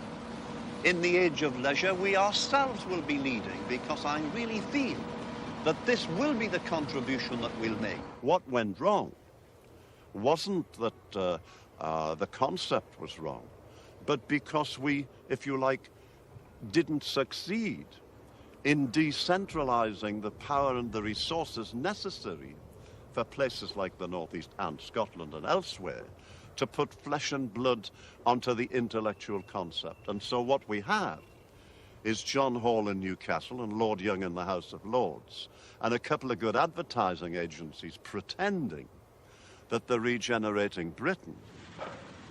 I would describe John Hall as a 19th century entrepreneur, cashing in, if you like, on government benefits and exploiting that and creating for himself massive profits. You can't compare him to the great landed aristocrats or the coal owners or the steel barons or the inventors. It would be insulting to them because Why though? Why is it insulting? That's why I want to. I'm still on John Hall's side here. I want to know. He'll get into that. Basically, he thinks it's just all a performance with no real sort of industry behind it all. They changed not only the Northeast, but they changed the world. In the world Dan Smith set out to build in the 1960s, leisure was to be only the end product of a much grander scheme of state investment in housing, higher education, and new types of manufacturing industry. In John Hall's utopia, leisure comes first, and private investment and factories will, it is hoped, follow, attracted like moths to a candle. They are two fundamentally opposed views about how you rebuild not just the Northeast, but the whole country. So it's the manufacturing economy versus the service-based industry. It's basically what we're talking about. The service-based economy. Yeah. And it's interesting because when you hear Keir Starmer talk about British workers, it seems sort of antiquated, as if the language just belongs back in these days. And it on the one hand, it irritates me because I understand what he's doing. I understand that it's a sort of, because today it's all about ethnic divisions and immigration and all of these kinds of things. And so if you just refer to the population in general as workers, it's neutral and it's not going to offend anybody. But it does have obviously a much longer sort of leftist lineage. And you see it in the kind of Dan Smith kind of way of looking at it as well, where leisure will come later. So sorry about to interrupt again, but have you noticed that Starmer seems to very self-consciously have a kind of mid-century aesthetic, like the lettering, it all looks really like 70s to me, or even 60s. It's like he's self-consciously telling the nation, look, this is kind of like old Labour back again in a sort of way. Do you know what I mean? It's the lettering on the little lectern in front of him, and then that wooden paneling that he's got. It's very different from the aesthetic that the Boris lot. Do you remember Boris always had that almost like, during the COVID era, it was like get Brexit done, or it was then like I forget, like the three words with the little arrows going through during COVID. It's a very different aesthetic to that Starmer government. So although they've kept the three words. Harking back to if that aesthetic that Labour are using harks back to old Labour, there's a perception among a lot of people, and not just Labour supporters either, that old Labour used to be patriotic. And this would fit with what I hear from lefties. That I don't know if this is true or not, but they say that Morgan McSweeney, which I think is his chief advisor, isn't it? Yeah. They say that his obsession apparently is with reaching out to Tories who might switch to Labour, those voters. So that could potentially be for them. It's stupid, but do you know what I mean? There's a perception that Labour became unpatriotic, when Blair took over. And I think Morgan McSweeney is consciously trying to they're trying to do the Blair strafe right, but without the association of being like, because a huge part of Blair was like modernizing or being middle class or leaving behind that old way. Whereas Starmer is, there's a retro feel to him in a way. He kind of reminds me a little bit of trying to think of like an ancillary, you know, he could almost be a character from one of these documentaries that we're watching in some respect. But it's a bit reassuringly dull, you know, like probably deliberate. I don't know if that's just his personality anyway. But the dullness of it contrasting with the pizzazz of Blair, you know, there's too much character in Blair. You know, it enables him to lie to you. One of the things I looked at with context of this documentary was the sort of economic situation at the time in the late 80s. And there's a few just interesting things to think about here. After the mid 80s, the trade deficit dropped off a cliff to about 14.5 billion. You know, that's compared, you know, after the oil crisis in 1974 when it was just about 2.5 billion. But essentially, you know, we were buying more imports than we were exporting. North Sea oil earnings had started to decline. I mean, not least of all because of, you know, when the Piper Alpha blew up the year before this, which was about 10% of the production. And the government was leaning into, the Treasury was especially leaning into the idea that, well, we don't have kind of heavy industry production anymore, but look at this wonderful new shiny tech sector that we've got. This was the M4 corridor between Heathrow and Swindon. And you know, it's interesting. You can see there's an interview with Patrick Minford, you know, the sort of darling economist of Brexit, who's kind of manfully trying to ignore the fact that, you know, the bulk of industry has gone and they're relying on this tech sector, which unfortunately the tech sector people are admitting at this time it's kind of uncompetitive because the pound is so strong. People aren't buying British goods or services. There is a service industry, an idea that there's a boom in the city, but actually the figures don't really show it. And even at this point, people in the big American banks were starting to tell people to consider selling pounds. And indeed, you know, because they thought that, you know, the system was becoming unstable with foreign money coming in. And essentially 3 years later, of course, you had Black Wednesday because the government had been leaning on foreign money, which was lured in by high interest rates. Just a funny figure. The interest rate at this time was a very specific figure. It was 14.88%. Make of that what you will. But essentially, it was all kind of looking bad, and they kind of knew it at the time that it was gonna crash out as it did with the Black Wednesday when they the exchange rate mechanism. And so they sort of knew that this was all kind of built on a house of cards at this point and was going to crash. Just to add context to that, I mean, yeah, a lot of people have the idea that you know, Thatcherism entailed basically the government coming in, just closing down most of the state industries or selling them off and just making everything the free market. But they never went free market at all in terms of money, like all through the 80s and, well, yeah, into Major's time as well. The Chancellor in particular, but the Prime Minister as well, is constantly concerning themselves with, yeah, the value of the pound relative to all the other currencies and the interest rates, which is closely related to the value of the pound. And, yeah, things like, yeah, trade deficits and stuff, but especially, yeah, the value of the pound. And constantly trying to, well, that's why Britain joined the exchange rate mechanism, I think less than a year before it crashed out on Black Wednesday, left the mechanism.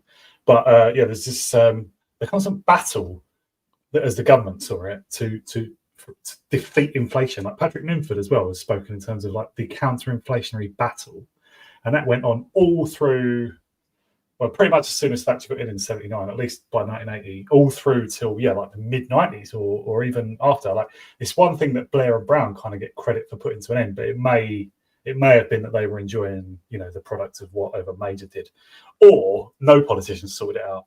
But yeah, just wanted to add that business is always being thrown around, you know, like the conditions in which businesses try to start up or continue operating is constantly changing because politicians all have these different ideas about currency and interest rates. Yeah, just to go back a little bit, Horace, to what you were saying about Starmer's government being kind of patriotic and trying to get back to some version of the old left.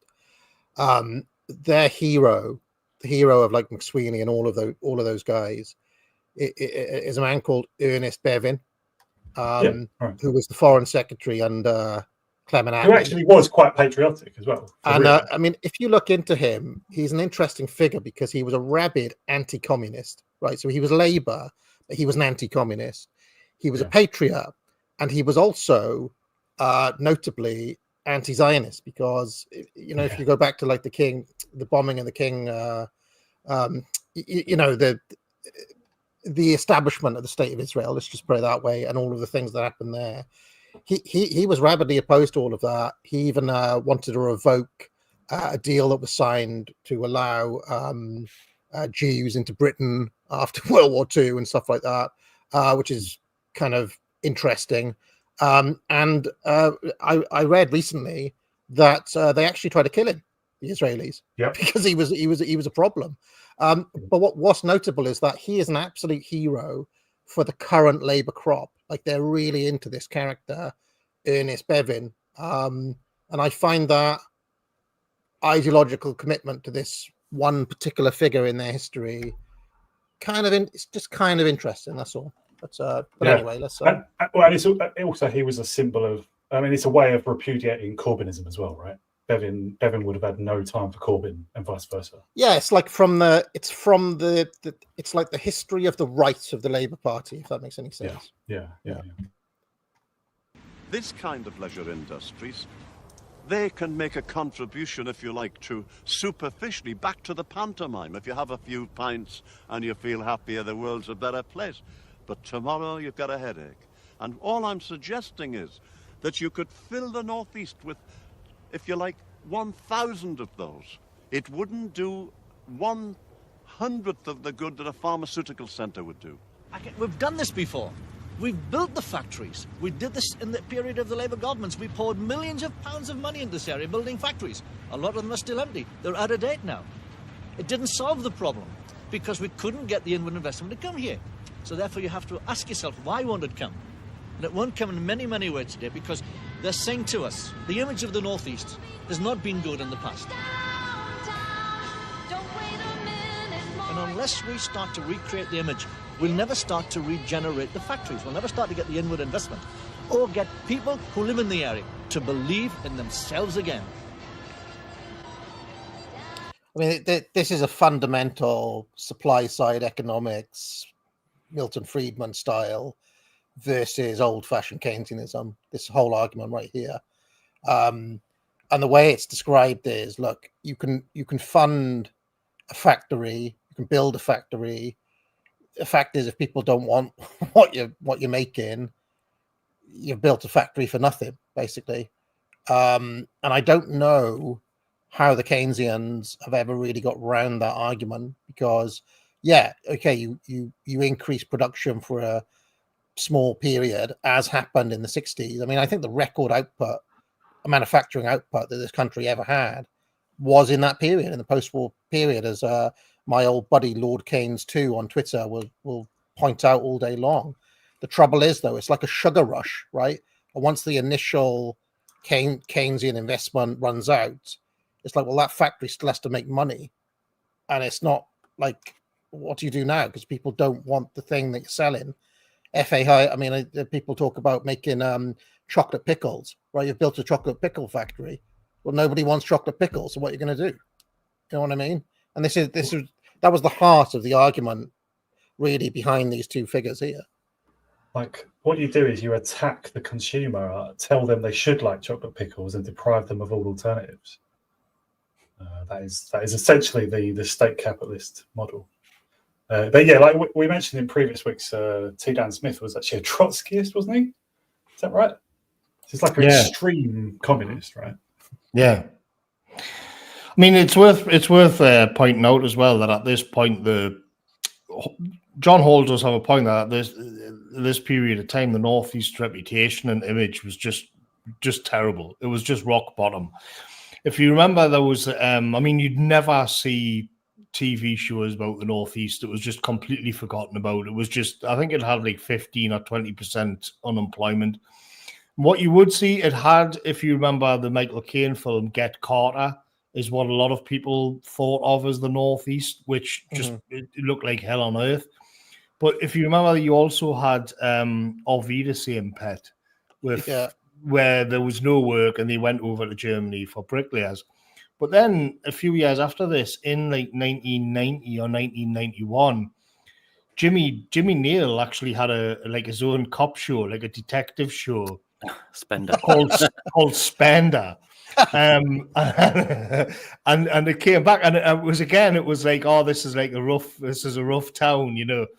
And in the first episode, so the gist of it was where he was Spender. He was from the Northeast, but he'd been down in London as a detective for years, and he was sent back up north. And he didn't want to because it was a dump. And in the first episode, he was standing on the Tyne Bridge looking over on the Tyne. I think he saw like an old buddy. And he said, well, I'm back here again in England's armpit. And that was the general sentiment. It was just this casual thing where Newcastle would just be trashed. And it was in the 90s. And you could say John Hall played his part in this, where the Metro Centre went up. So the Metro Centre was new and it was slick and it was futuristic. The football team came back. I mean, I remember when under him, I think it was, where they got Alan Shearer to come back to Newcastle, and it was just this huge celebration. And then I remember when they had the Euro football thing came to England, and that was a great. And all of a sudden, people began to become interested in Newcastle, especially to go out on the drink and whatnot, and the image gradually improved. So you could say that over the long haul, like John Hall was proven correct, because it's what he was trying to do was say, well, this is a place that you want to invest in. It is where we are going to pull it out. And other places around Newcastle, like Sunderland and Middlesbrough, they didn't. I don't think their reputation remained in the bin forever. But I mean, people will say that I'm biased, of course, because you've got that interregional sort of thing. But yeah, I'm pretty sure that like Blade Runner was set like based on Middlesbrough, like the aesthetics. Yeah. So Really? it was just horrible place. Yeah. Do you remember Jimmy Nail had that song? She's lying. Do you remember Yeah. that? I recently thought of that song for the first time ever. The first time like since the 90s, because my daughter's going through a little phase where she's discovered she can lie, right, as a 5-year-old. And I got this thing where I always put on a song to try to send a message. I put on Jimmy Nail's She's Lying to try to like send a message. But unfortunately, the missus ran in and was like, "Get that off! I hate that song." so I didn't even get to listen to it because it was cut off after about 30 seconds. But and he was kind of like a little bit of a star there in the mid-90s, wasn't he? Yeah. Crocodile Shoes is a belting tune. Yeah. Yeah, I mean, he had the other song. I'm sorry, go on. No, you go first. He had the other song that went, ain't no truth, it's good to see. Woman like that's so good to me. That's the one. That's the one. Newcastle Football Club also in the mid-90s got Tino Asprilla as a signing. Like Shearer was a massive signing as well. 15 million they paid for Shearer. That was, I think, the biggest fee in the world at the time. And he was dynamite as well. He was a hero for the club, wasn't he? Then they got Tino Asprilla, who was another sort of exotic. He was like Colombian. Derailed their season, Horace. They would have won the league if it wasn't for that. Oh, he was crazy. Yeah, I mean, he gets sent off and stuff, but it was an exciting player though. It was, It's just going to add there about T. Dan Smith. I mean, I think the impression I might have given when we did the system build stream was that he was an all-out, Baden. I mean, he was corrupt. He did take money off Pulse and a lot of money as well. But I think, he's probably a bit more of a complex figure than just that. There was definitely a level of idealism that that he and his cronies had. I can't speak too much about it because I'm obviously not from Newcastle. I'm, like Morgoth says, Newcastle is the place that managed to kind of make it through in a way with this sort of, I guess there was a cultural revival in that took place and was situated in Newcastle, and places like Hartlepool and Sunderland just pretty much got flattened by the 80s, and so there was that element of Hall is right there, I think, when he's kind of bemoaning the fact that, well, the reputation of the Northeast has been sent to shit because, partly because of what people like Smith did, just simply cashing in on and corruptly obtaining public money. In the 90s, there were places in the Northeast you could buy a 2-bedroom flat for 900 quid. Yeah.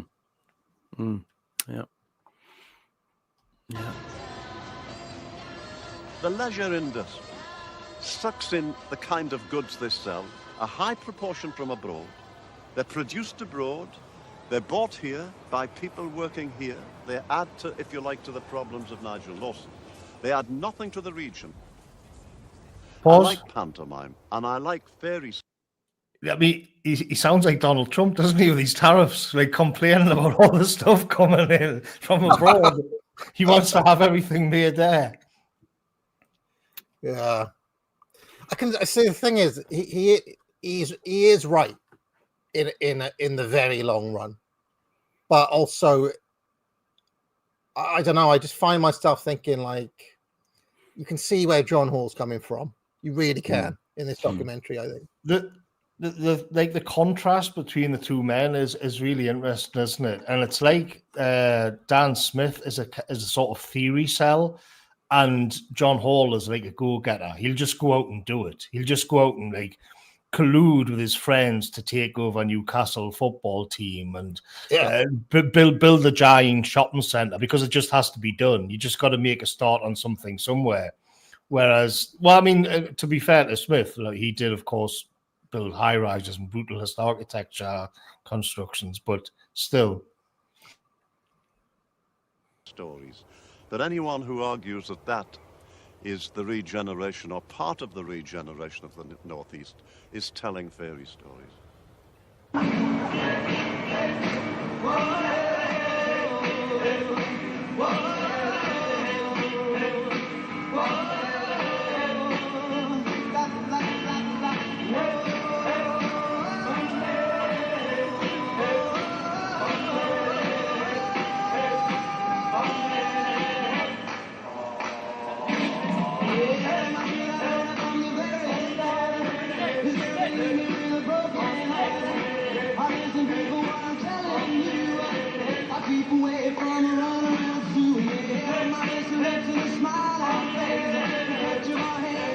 Is this place really real? King, is this place real or is it imagination? King believes that it is real, and the king is real, and we're all real people who designed this, so it's very much a part of everybody's life. Pause. Don't know if people caught that there. We heard him slightly earlier on the documentary, but the interviewer is Adam Curtis. We just heard a clip of him asking that question if the place is really real. I feel like Curtis lingered on that dancing dragon a little bit to make a point. He's kind of very subtly, I think, siding with Smith through the editing. I've been thinking this all through this whole program that Curtis is the one putting questions to people. He loves to do that. We saw that. I pointed out when we did the Mayfair set. He likes to present things. I know we can sort of guess if we're thinking about it, but he likes to present it as though these are people's spontaneous thoughts, but they're actually answers to very particular questions that are his agenda, basically. You know, in the Mayfair set, he's always asking people about power all the time. Every guest, he's asking them about power. In this one, he's obviously he prefers the socialist side, right? And he doesn't like this new sort of retail, light industry, consumerist economy. You know, of course he doesn't, because he's a post-war consensus man.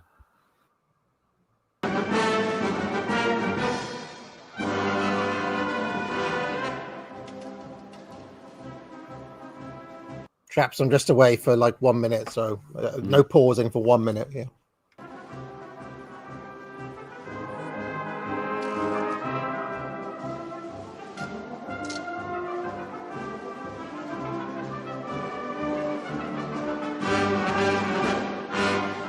I'm an industrial chaplain, and industrial chaplains started life in the big traditional steel industries, manufacturing industries. Now this is a kind of a new factory in that there are 5,500, 6,000 people work here within this one building, so it's kind of like a big factory.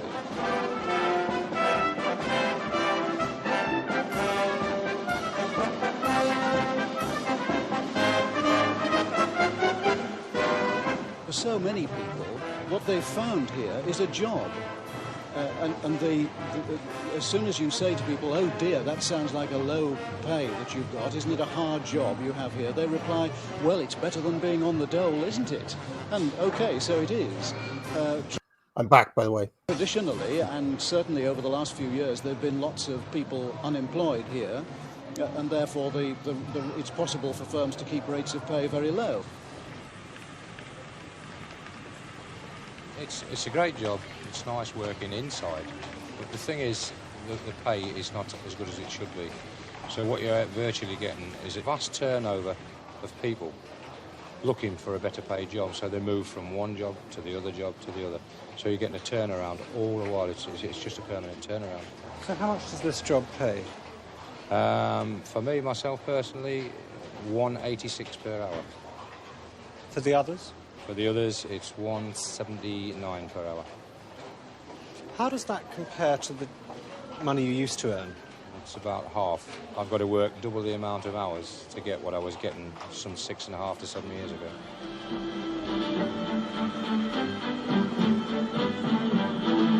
The 6 o'clock news from the BBC with Nicholas Witchell and Philip Hayton. The Chancellor of the Exchequer had one of the biggest shocks of his time in charge of the Treasury this morning, a set of figures which showed that Britain has fallen further into the red than at any time in our history. You go in any of the shops, watch people spend money. It's all the little plastic cards. All the while, it's plastic cards. There's very little cash that changes hands. Even on the little barrows that you can see across there.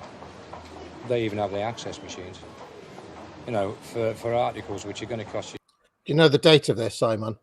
1989. So this is at that point where I said the trade deficit went absolutely south. Yeah, I'm just trying to work out.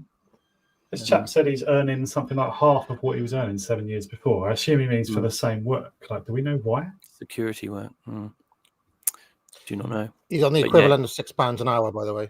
He was probably working in the mines or something. Right. With the implication that Thatcher's closed the mines down, or the heavy industry down at least, especially the mines in the northeast. And so you end up having men coming out of the mines and becoming security guards on half the money. I think it's another one of Curtis's little sort of niggles that he's getting in there. So this guy was probably a miner before. I would say so. One of the things, though, miner has always been a good job, going right back to 1825, because you could die on a shift. So there's a risk premium for working down a mine. So it's always been a better job than most of you. Like if you compare, I've gone into the numbers. Like your average kind of cropper working in the fields, for example, would have been paid less than, it would be something like a third of what a miner would be paid in the 19th century. So it was never a badly paid job, compared to all the other jobs. But of course, you've got the additional factor that you could die at any time. And after 20 or 30 years, you'll have, thick soot on your lungs for the rest of your life. So that's what the premium is for. At the tail end of it, they were doing very well for themselves because, like as you pointed out before, there was highly organised labour and unions, and they knew what they were doing, and they'd got so many concessions. I mean, I think the miners were doing like 6 hours days, and so when Thatcher allowed people, they would have been living in council houses. So when Thatcher allowed everybody to buy their council houses, a lot of the miners, despite the mines being closed, bought their council houses just outright immediately. and that was so they were set for life on heavy pensions and everything. And then by the time I entered the work sector in the 90s, they were all of the like team leaders, the shift bosses, the managers, everywhere that I went with the agency jobs, everybody running everything were miners, and they all knew each other from the mines. So they were all getting each other's jobs and then giving each other a leg up straight into management positions. It was just like a sort of coordinated network of miners in every factory in the Northeast helping each other out. And they were all minted because they didn't have any rent. They all had loads of savings, and they all had many of them were even already on pensions. So yeah, they did very nice for themselves. The thing is another side of it, which is never talked about for some reason, because I don't know, like the media always take the miner side. My grandfather, who was a miner, died when my mother was 14, right? So that was what, 1971. Okay. My grandmother got a miner's pension for the rest of her life, and she only died 4 or 5 years ago. So what's that? I mean, that basically meant she got a decent pension for 50 years. 50 years because of miners' compensation, or whatever it was called. So it's kind of like, it's not like they weren't looked after, because they were. You know what I mean? And yet, for some reason, they still all moaned. So there we are. Morgoth, I wanted to ask, in the strike of 84, did most of Newcastle and that area of miners join the strike, or what were they pro Scargill? Yeah, well, I don't know. I was very young then. I'm not that old, but mainly it was in certain areas. So I can't remember there being like mass protests in Newcastle itself. For example, John Hall is from Ashton, which was a big mining town. So you would have saw confrontations go on in places like where the mines actually were, because it was all about breaking up the scarps and things like that. So that tended to be the flashpoints rather than like sort of huge rallies in Newcastle. I mean, that could have happened for all I know. I was very young, but I don't think so. It tended to be at the collieries itself. Yeah. So yeah, that's what I meant. Because famously Nottinghamshire, a lot of Nottinghamshire just carried on working when the strike started. South Yorkshire, I think, were the most militant, and they sent out, they weren't just militant in their own area, but they sent out the flying pickets all over the place. And in Nottingham, they assaulted someone, and it just enraged the Notts miners, and they just became bloody minded about it and stayed working through the whole thing. Pretty much all of it. And there were certain other areas where that obtained, and then there's certain areas where it was as militant as could be, like Kent. For some reason, the coal miners in Kent were some of the hardest core pro Scargill people. But yeah, it's not relevant to this, but I was just wondering. It was mainly seen as being like, being a miner had a kind of status attached to it in the Northeast beyond the numbers that were still actually mining by the time the strikes came. It was more to do that you had to respect the miners because that was what had built the Northeast. In actual fact, lots of people were already in factory jobs and office jobs and service jobs by that time. And so it was kind of like a sort of grudging allegiance to the miners for the sake of tradition or something like that. But it did affect a lot of families. A lot of families did end up poor. I mean, I think the unions paid out, so they got a kind of dole off the unions as well. But yeah, a lot of families were brought to the breadline because of it. It was the long-term effect that really killed some of these areas, like Ashington and like Blythe. I mean, any village or town that relies primarily on the colliery is obviously just wrecked, wouldn't it? Like, I mean, that happened all over Yorkshire, and so yeah, it comes down sometimes just to village and town level. Wait, a couple of £3, the access card comes out. We now save less of our money than we. Let's see, just knowing the situation in South Wales, I've talked about this so many times in the history of the channel.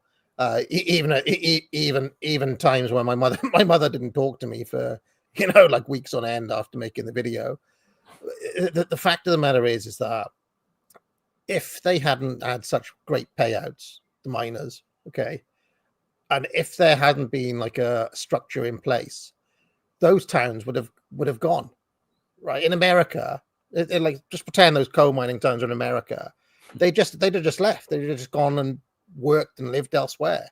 But for some reason in Wales, and I assume it's like this all around the country, people just stayed. So you're living in a town. There's no actual reason for the town to be there, but everybody still stays because, well, guess what? You've been given a house. You're still getting money. You know, you've basically got enough to kind of live on. You can do a couple of jobs on the black market on the side type thing. Why would you ever leave? You know what I mean? And then you're like, oh, how come no jobs have come here then? It's like, well, you know, if there's no John Hall character to make it happen, well, people are just going to be still living in the same house 20 years later. The mine has gone in 1980 and you're still there in, you know, 1998 or whatever. So, I mean, I just don't know. And then it's like a mindset thing because everybody's bitter that the mine has closed down.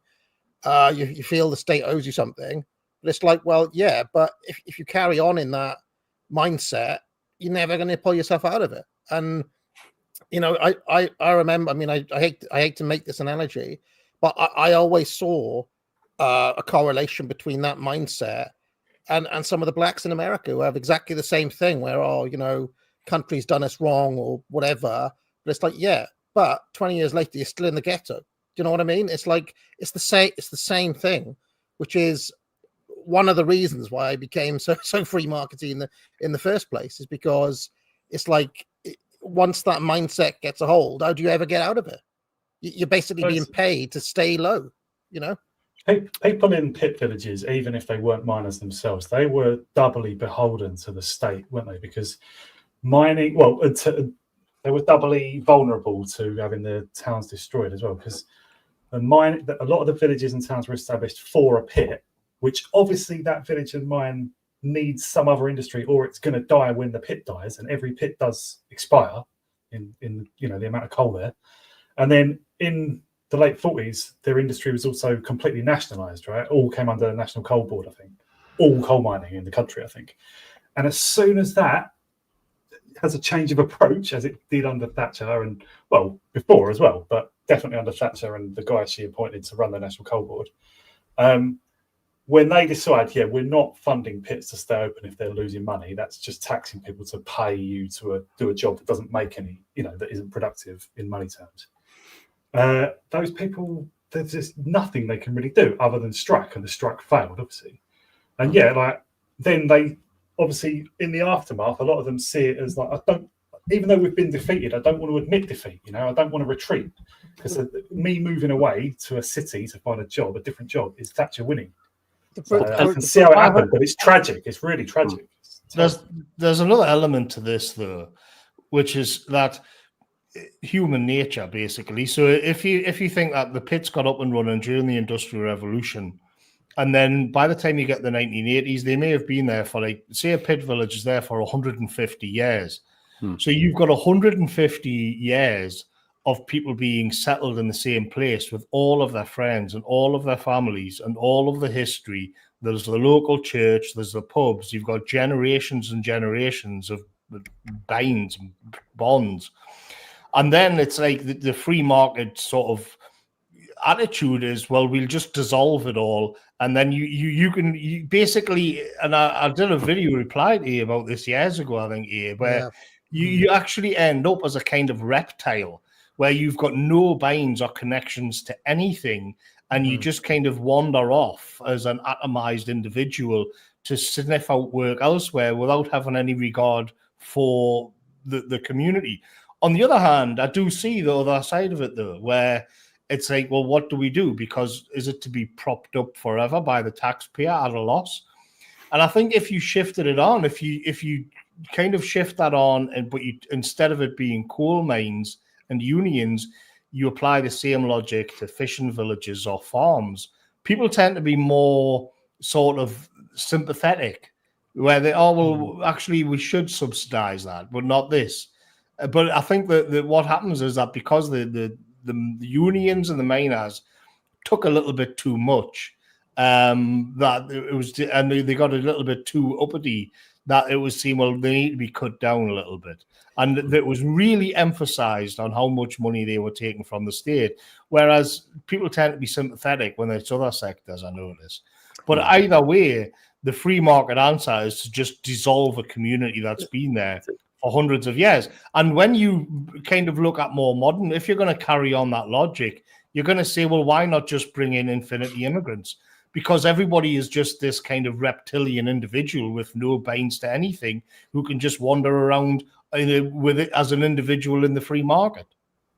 Yeah, no, I mean, the thing is, it's a very difficult thing. But the truth of the matter is, which nobody in Wales or any of these areas wants to face, is that the fact is that the mines were pretty much done turn of the century, like 1900s now. They were basically on their arse even before World War One.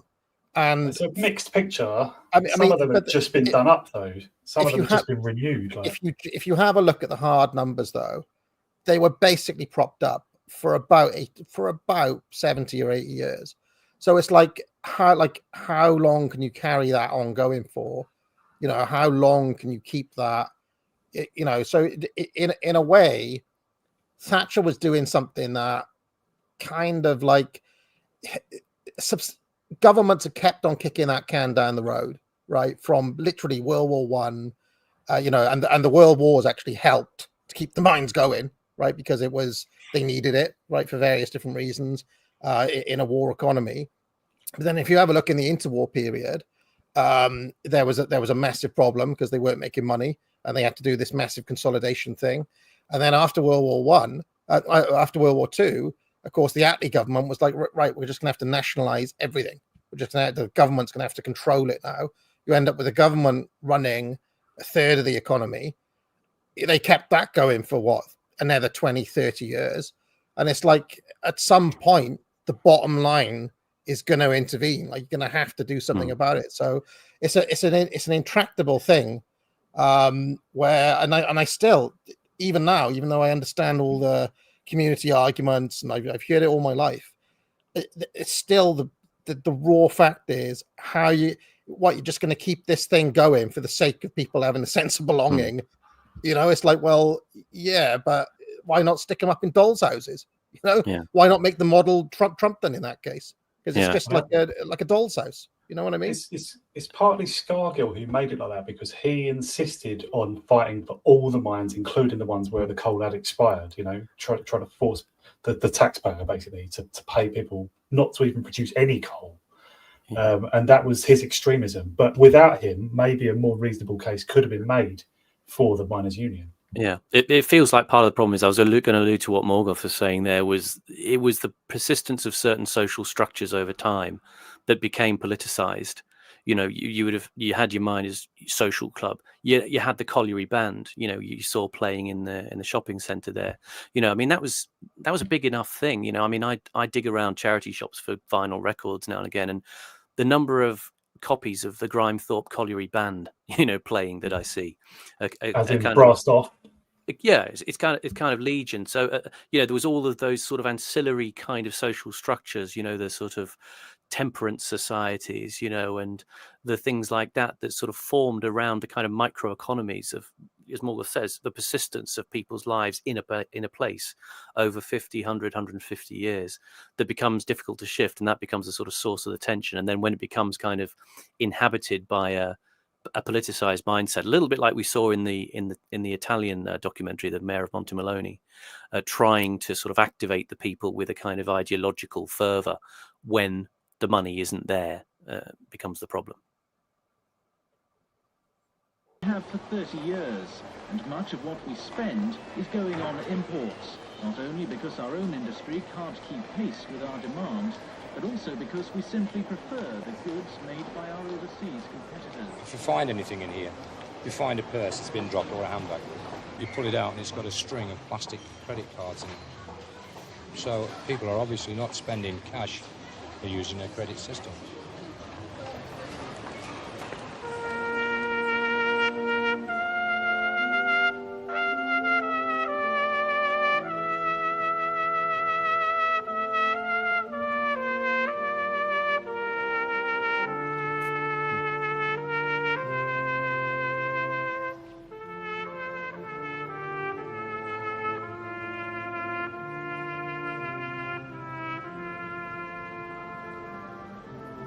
Well, you know, Vickers used to stretch right from there, right down up to the pylons there. Then we had the yards and the docks there, and you can see the old bit there, the quarries, the brickworks.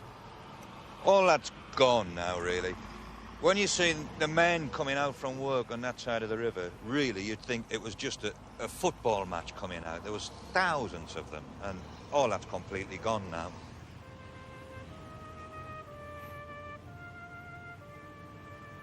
Four out of 5 that you could meet in the pub or in the workmen's clubs. 4 out of 5 were skilled, qualified men. You can't say that today. And I think in 10 years' time, we'll have 0 out of 5. There'll be no skilled men because apprenticeships have ceased. That's another thing Starmer mentioned in that speech, by the way, which was another kind of throwback, the apprenticeships. And in a way, that was another big legacy of Blair, because, I mean, when I was a teenager, it was all about university. There was just absolutely no sense, really, growing up in my town, that like that was the route out. Basically, is uni or nothing, uni or bust, which was a mindset where the blue collar work was very much looked down on. In the 90s. So what that guy just said was absolutely true. And that was a massive part of northern town life, certainly. I've said it before in Hartlepool, when my father was working in the late 50s, early 60s, and he'd say on a Friday night, they'd be turning out 3,000 apprentices on the town who had a bit of money in their pockets, and that was driving the local nighttime economy.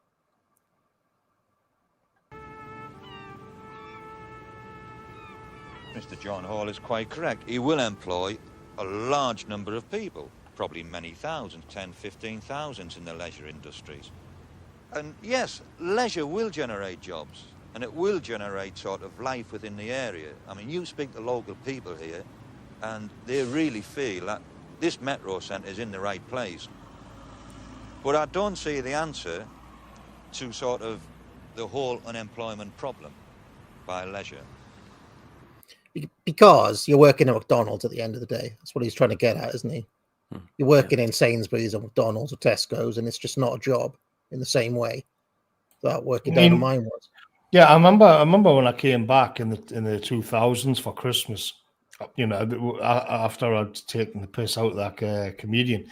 But I sat around the family table. Now I was making something, sealants and glues and things, but not in Holland. My dad was making stuff, and he was in a factory. And then there was like 6 or 7 people or something, and I went round and I was like, well, some siblings. And my mother worked in a supermarket. My sister did something where she organized pensions for old people in homes or something like that. My brother was organizing something to do with energy systems, also to do with people in old homes. And then there was like another fella who was going out with my sister, who married her eventually. He was working in a taxi. He was a taxi driver. And basically, I went around and it was like nobody was actually making anything. And I was thinking to myself, what's propping all of this up then? Like, you know, where and I still think that to this day. But back then, just in my own curiosity, I was thinking, so we've got about 8 people sitting around the table for Christmas dinner, and there's only 2 people who actually go to work and then make a product which can be sold at the end of it, and everybody else is just basically moving money around. How does that work as an economic model? Yeah, I'm not. I still often wonder what everybody does for a job.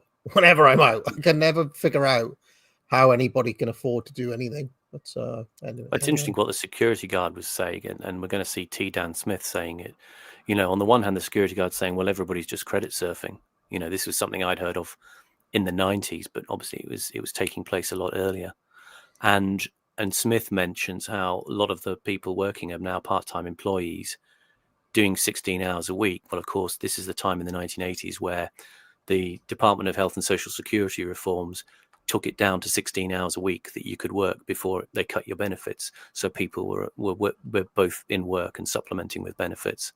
So the burden had shifted to the state, and spending burden had shifted to credit card companies. We're a nation of skilled people. Our history has been on skills. At one time, they called us the shopkeepers of the world, but we were skilled shopkeepers of the world. And yes, you may say, well, this is exactly what this place is. I agree with that. But what about the skills to build places like this? The skills to install the engineering to operate this place, like the air conditioning and things like that. We're not going to have the skilled men in the future. They'd be Chinese now, wouldn't they? Basically.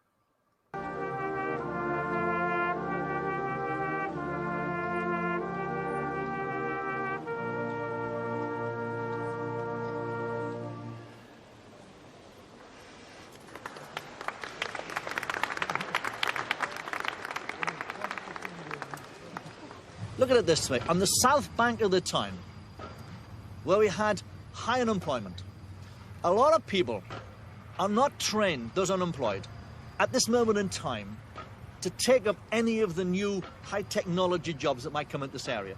And until we get manufacturing back in this area to a degree which, in a sense, can take up the slack, the only sector that's doing is the service sector. Now then, the only place a lot of people can be employed is in the service sector. So what you're saying to me is, don't build that, leave those people on the dole queues. I say no. There are 24,000 people. This is really a bizarre thing, because any of you guys used to play that game SimCity? Did you ever play that game? No. Yeah, I did. I mean, essentially what he's talking about is, do you remember in SimCity, you build a residential center, commercial center, and the yellow in the industrial sector. Okay. And what he's saying is, in order to bring the industry in, you have to build the commercial centers, build a shopping mall first, and then the factories will come. And this guy's saying, build the industrial center first, the factory first, then that will attract the residential area because the people have to work in those factories, and then you can build the shopping mall because they'll have the money, that money that they're earning needs to be spent on something. So I do understand, like, it does seem arse backwards to build the shopping mall first, if that makes any sense. Because I just don't, like, where's the factory? Like, his argument is build a shopping mall, train people up for some factory down the line, and then they can work in the factory after they're trained up. But in the meantime, they need to go shopping. Yeah. I mean, it's like, how does that work? I'm guessing those factories were never built, like John Hall was talking about. I'm more inclined towards Hall's view than T-Dan Smith's, but I've got no idea how it makes sense. If I was a financier, I would not have the confidence to build massive shopping centre where industry is actually closing or has closed already. I don't know how that works. I think it was probably the only option left. I mean, at this point, when we were talking about the destruction of industry, other commentators at this time were talking about, you've got to think about, car industry. In Britain, one of the major problems was not necessarily the major manufacturers. It was the hundreds of small manufacturers who supplied parts that were completely devastated. And eventually, as I said, with the high pound at this time as well, they couldn't even sell their parts into the overseas bases of the manufacturers like Mercedes in Germany. So there was no viability. And the other problem was at the consumer level, people didn't want to buy anything that was made in Britain, or at least they couldn't buy anything made in Britain because the things they wanted were all things that were made overseas, products, in the Far East, modern tech products. The things that we'd done in terms of heavy manufacturing, well, I mean, you don't really buy anything off a plant that manufactures, in heavy industry terms in the UK. They're not selling anything you would particularly want, or there might be a byproduct of something like a car, but that car industry had kind of died at least 10 years before. So there was no viability in a sort of consumer market in Britain. So I guess the only thing that was thought viable was to just create a sort of a spending bubble that would help carry that along in the absence of any sort of possible product that could be sold any longer. But where's the money in? It's like a circular economy where you work for Tesco's, and then you get money by people spending money in Tesco's. Right? It's kind of like, but the products are actually coming in from elsewhere. Yeah. Yeah. Okay. It's a derivative of that transaction. Less working in the retail business in this region than there were 6 years ago. 24,000 less. The people that they employ work about 16 hours a week. They're part-time employees in the main. They're not employed. They're people compelled to go out for an hour or two to earn a few pounds. It's an illusion. I repeat, those figures are official figures. 24,000 less in the retail trade than there were 6 years ago. So don't pretend. Of course they create employment, but you don't see the ones that are not employed on Gosforth High Street. You don't miss the 2 or 3 shop assistants, the window cleaner and the painter and the bricklayer and the repairers. They're the jobs that go, and it's a con. Why should I believe you? Pause. That you can succeed. Just to point out, he mentions Gosforth High Street there. That's about a mile or two just to the north of Newcastle. And it's actually a very affluent area now. And the last time I was there, and it had sort of bougie, middle-class artisan shops and all of that kind of thing. And I think they did very well on housing. I think it's mainly to do with owning property there, because it's just a very quick commute into Newcastle itself. You'd be in Newcastle just a couple of minutes, but you're sort of on the outside of it. And they're nice, old, large red brick houses as well. And so he's talking of Gosforth High Street there as being a bit of a dump, but as far as I'm aware, it's quite well to do these days. There's also like the student economy as well, though. What are they doing? Like, are they commuting into Newcastle to do, like, I imagine, IT jobs, office jobs, marketing, stuff like that?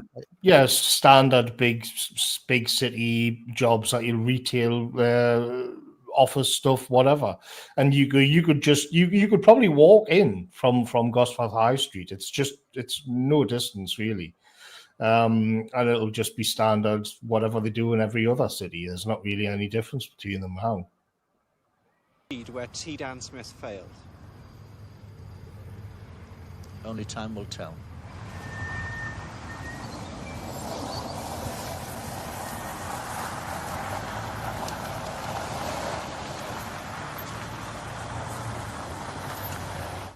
Melon on the table, ginger if required. Don't offer ginger if required. If anyone asks you what the centre is, it is a summer fruit with Malibu and coconut, all fresh. You've got 2 vegetarians out there. I don't know who they are. Identify them. They're having that as a start. Intermediate course is 1 porpiette, 1 roll only of sole in a champagne sauce. 2 years ago, John Hall was unknown. Today, his fortune has been estimated at £50 million, and he and his wife and family live much of their life in a glare of publicity. They have even decided to move into a wing of Wynyard Hall, to live above the shop. We're pleased to know our team won. Newcastle won 2-1. Yes. Just hearing this, so wonderful wedding, wonderful result. This evening, he has invited the daughter of his oldest friend to hold her wedding reception at the hall. He and his friends remember the past, when they all worked together in the mines. Well, we got another 44 in. It's, well, I don't know where you'll be. Well, I don't know. Well, I think we've got you sized up to be the head waiter here. He wants the gamekeeper's job, so I think we'll put you in as the head. $40. Yes. I know these are the renegades. The little, these are the renegades. My friend, the fabulous trio that my friends here, Tommy and Gordon. We've been around for a while. A long time. You can tell by the amount of hair this we did have. in mining when I left. They're now quarry manager and deputy general manager of the coal board here. So we've come a long way together over a lot of years, man. We've had a long apprenticeship. We keep telling each other. What do you think of what he's doing now? He's done very well, hasn't he? He's done little bit better than mining. He's done quite well for an Ashington lad, you know. Always wanted to be one step up. Which is one step up. Yes, from what we are, that's what you strive for, isn't it? Be one better than what you are. One step at a time, Jim. Do you think people like him are just the next breed of industrialists, like the people who used to own this house? Or is he something new? Different? Oh, yeah, I think he's got to be different because the people that used to own this house didn't come from an ordinary family background, did they? If you're talking about Lord Londonderry or Charles Stewart, they were really quite wealthy in their own right. But I think it's nice to think that this house was built off the proceeds of the sweat and the toil of the miners 100 years ago. And I think it's nice that a miner's son can, in this country at least, be an entrepreneur and be able to rise and buy a thing like this. Don't you?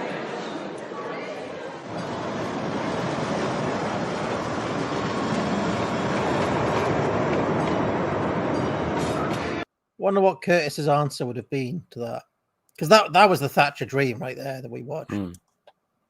Yeah, there's a reason why he didn't show his answer, right? Because he doesn't like people breaking out of post-war consensus. If I understand Curtis correctly, he really resents the 80s and the changes of the 80s. He's never gotten over it. There's a lot of the documentaries he's made from the 80s up until now is a lament over that.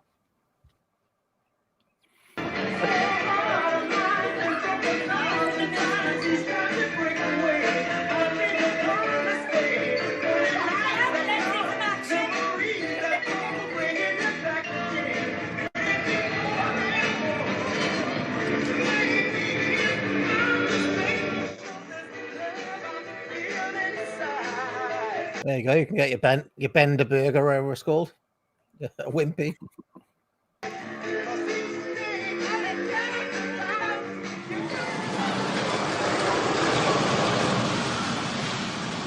People who've been against me are the people at say, the Metro Centre, are the people who, in a sense, don't like to see people enjoying themselves. Sort of the working class coming through, probably see me embodying all the changes that are taking place in the working class and the changes we're trying to make to society, which affects probably people in the middle class, the high echelons, that see myself and the changes in the structure of society as a challenge to the status quo, which has been here for many, many years. And I would reckon that they see me as a threat. Control to Metro 46. 46 from Control. 46, sir. Roger. Can you attend the bus station stand K? There's a congregation of youths in the shelter who are becoming out of hand, causing a nuisance. Can you advise them? I've been trying to think, like, what's the different feel of this and the Thatcher era versus what came later? And it really is the difference between the John Hall or the Alan Sugar would be another one, the local entrepreneur versus the international corporation. Because I mean, if you have a look at the Metro Centre now, it's clearly corporate, impersonal, international finance, as opposed to one of these individuals where you can say, well, it's Sugar, it's Hall, it's whoever it was, Sir Clive Sinclair, whatever. Yeah, I was thinking something similar, but in the sense that whether you are sympathetic to T. Dan Smith or John Hall, both men are replaced now with quangos and NGOs and foundations. So you wouldn't get this kind of character anymore, whether of the right or the left, because everything has just been regulated and sort of outsourced to these extra governmental institutions who do it all. I can guarantee that the Metro Centre today will probably be owned by a foundation of some sort rather than some go-getter like John Hall.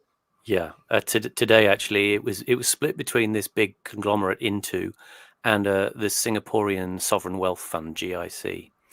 Into went into administration about 5 years ago, but you're right. The sort of the privatized initiative of this sort of he's kind of like a mini great man of history would be factored out of the system. Well, I was just thinking, like, the individual they'd send down there. I imagine it'd be like some Asian girl with a clipboard, probably got an MBA from Harvard or something. It's just a very different type of character who would be involved. I mean, even if she wasn't Asian, even if she was a British, and I imagine it'd be a woman for some reason, but even if she was British, it wouldn't be the same, because she'd be there as the representative of some, faceless entity, basically. Well, it's the problem of the administrative state and the therapeutic state. That's what she'd be administering. She wouldn't be this kind of, as you say, this kind of privateer kind of character who wants to inspire people at a sort of viral level economically. It would be someone just simply of the managerial class. But just pause a second. Go on, Horace. Yeah. Well, just to confirm what Simon said there. Just I mean, John Hall. I don't know what his company was called, but it was basically him. It's his money with people working for him to invest in things, right? Into also bought Lakeside, not so far from me, and probably other shopping centres. That's a whole different thing. That's not a personal, a corporation like personified by one person, is it? It's going to be bland. Whoever they send to fix the Metro Centre, say it's into send someone, they're probably just a 6-month posting. John Hall, this is like the work of years of his life, isn't it? So there's a difference there as well. It's in a way, it reminds me of the Hopper distinction between democracy and monarchy, where a monarch at least owns the realm and cares about how it's going to be in 10 years' time. When do you think it happened, though? Under Blair, basically, wasn't it? Or do you think it started happening already? I mean, it's a shift in capital itself, isn't it? Like what we talked about in the Mayfair set, Las Vegas became a thing where just consortiums that amass a huge amount of money way beyond one person's wealth, then do some financing arrangement involving junk bonds, as they call them. It's probably something similar happened in Britain, so that's a change as well. And that, happened at the same time as partly because of Thatcher as well, yeah. It becomes drawn into the state under things like PFI, Private Finance Initiative, which, again, people at Treasury around Keith Joseph were very much advocates of. And then Blair and Brown picked that up and ran with it, didn't they? Who are the new? I'm trying to think of like who the entrepreneur. Richard Branson was very much like Blair's kind of entrepreneur, wasn't he? I remember Branson being everywhere in the late 90s. But he made his money before Blair. Yeah, but he was always used as the poster child for British business, wasn't he? And Alan Sugar. And he supported, yeah. And Sugar did as well. But yeah, they were really Thatcher's creations, those two. Both of them were. I guess James Dyson probably made his money in the 80s as well, and Sinclair probably. Dyson, yeah. Well, the people in charge at the moment of the Metro Centre are called Sovereign Centros, and the top guy there is just called the asset manager, the Metro Centre asset manager. Brilliant. What a name as well, Sovereign Centros. What the fuck? What's that? It's kind of like a sort of weird mashup of. That's probably a subsidiary of the Sovereign Wealth Fund of Singapore, as you said, right? Sovereign Centros.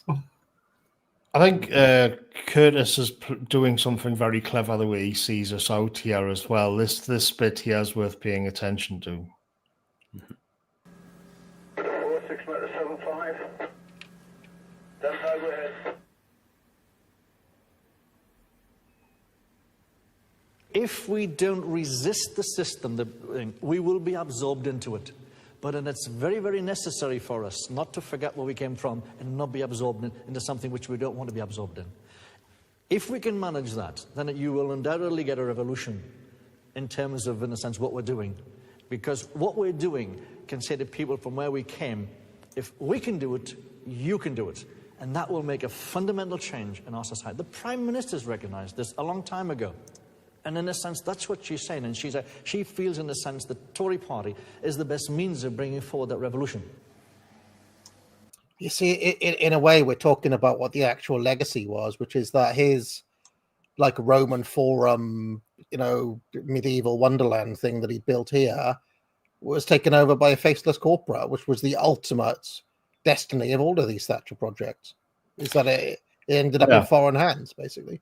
Yeah, they won, and this became the whole country. And what he plays out with, which I think is clever, is that earlier in the documentary, you had the overbearing kind of surveillance system which they'd installed there, and that's how it plays out with the camera on the teenagers being watched. And it's as if Curtis is saying, Like this will be the nature of neoliberalism writ large, where it will be this kind of giant supermarket, this huge shopping mall where you'll be catered to and pandered to as nothing more than a consumer, and you'll be watched and managed just like everybody in the metro center. What happens if you become absorbed? Then, in a sense, we just become part of the establishment, and the changes won't happen. Each area has its own particular establishment, wherever you go. If you go to this area, or to the Manchester area, or the Birmingham area, there are establishments in each area. And I suppose, in a sense, the UK establishment happens to be the people in power in London, in the South, the people who control our lives. Pause. Just to quote one of our favourite left-wing intellectuals, John Gray here, he writes about this in a piece called Margaret Thatcher's Unintended Legacies. And to sort of summarise all that talk we've just had about, hollowing out of institutions, he says this: but economic policy was not for Thatcher the final end of politics. As she put it in an interview in 1981, economics are the method, the object is to change the soul. She succeeded in her object, though not in the way she wanted. With the exception of the monarchy, no British institution has the authority that most British institutions possessed when she became Prime Minister. The hierarchical and deferential Tory party that Thatcher inherited has been replaced by a faction-ridden shell in which no leader is safe, while Scotland is pondering independence and the future of the Union is in doubt. The bourgeois life of the 1950s, an idealised image of which she aimed to recreate, a middle-class world of secure livelihoods, dutiful families and prudent saving for the future, has vanished without trace, along with the working-class communities that underpin British industry. Dreaming of restoring a country that she believed was in danger of being lost, Thatcher brought into being one she could not have conceived. Britain became less collectivist and more entrepreneurial in spirit, while at the same time the middle-class life to which she was so devoted withered away. Brutal.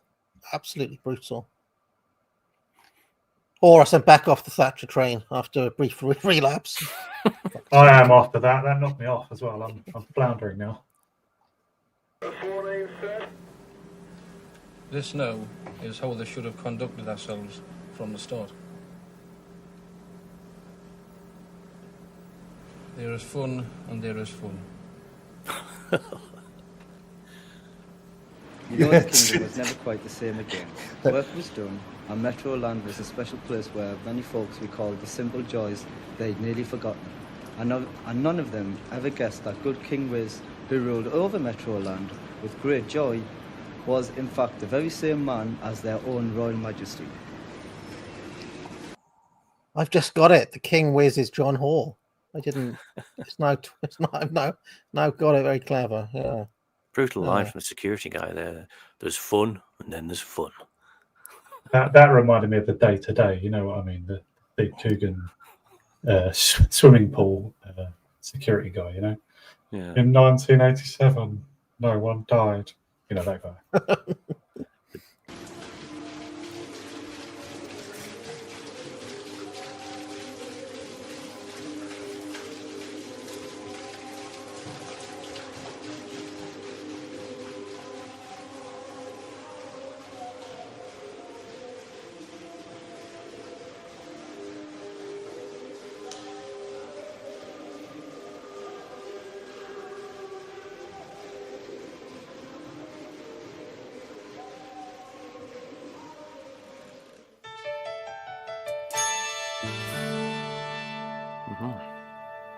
Really interesting one. That somebody sent me some stills, by the way, of the Metro Centre in its heyday.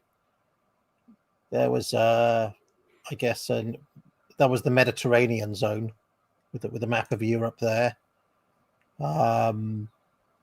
Here was Nether Bitlock, and there's the roller coaster that was in there. And there was a UCI cinema that was there as well. So that's kind of what it looked like.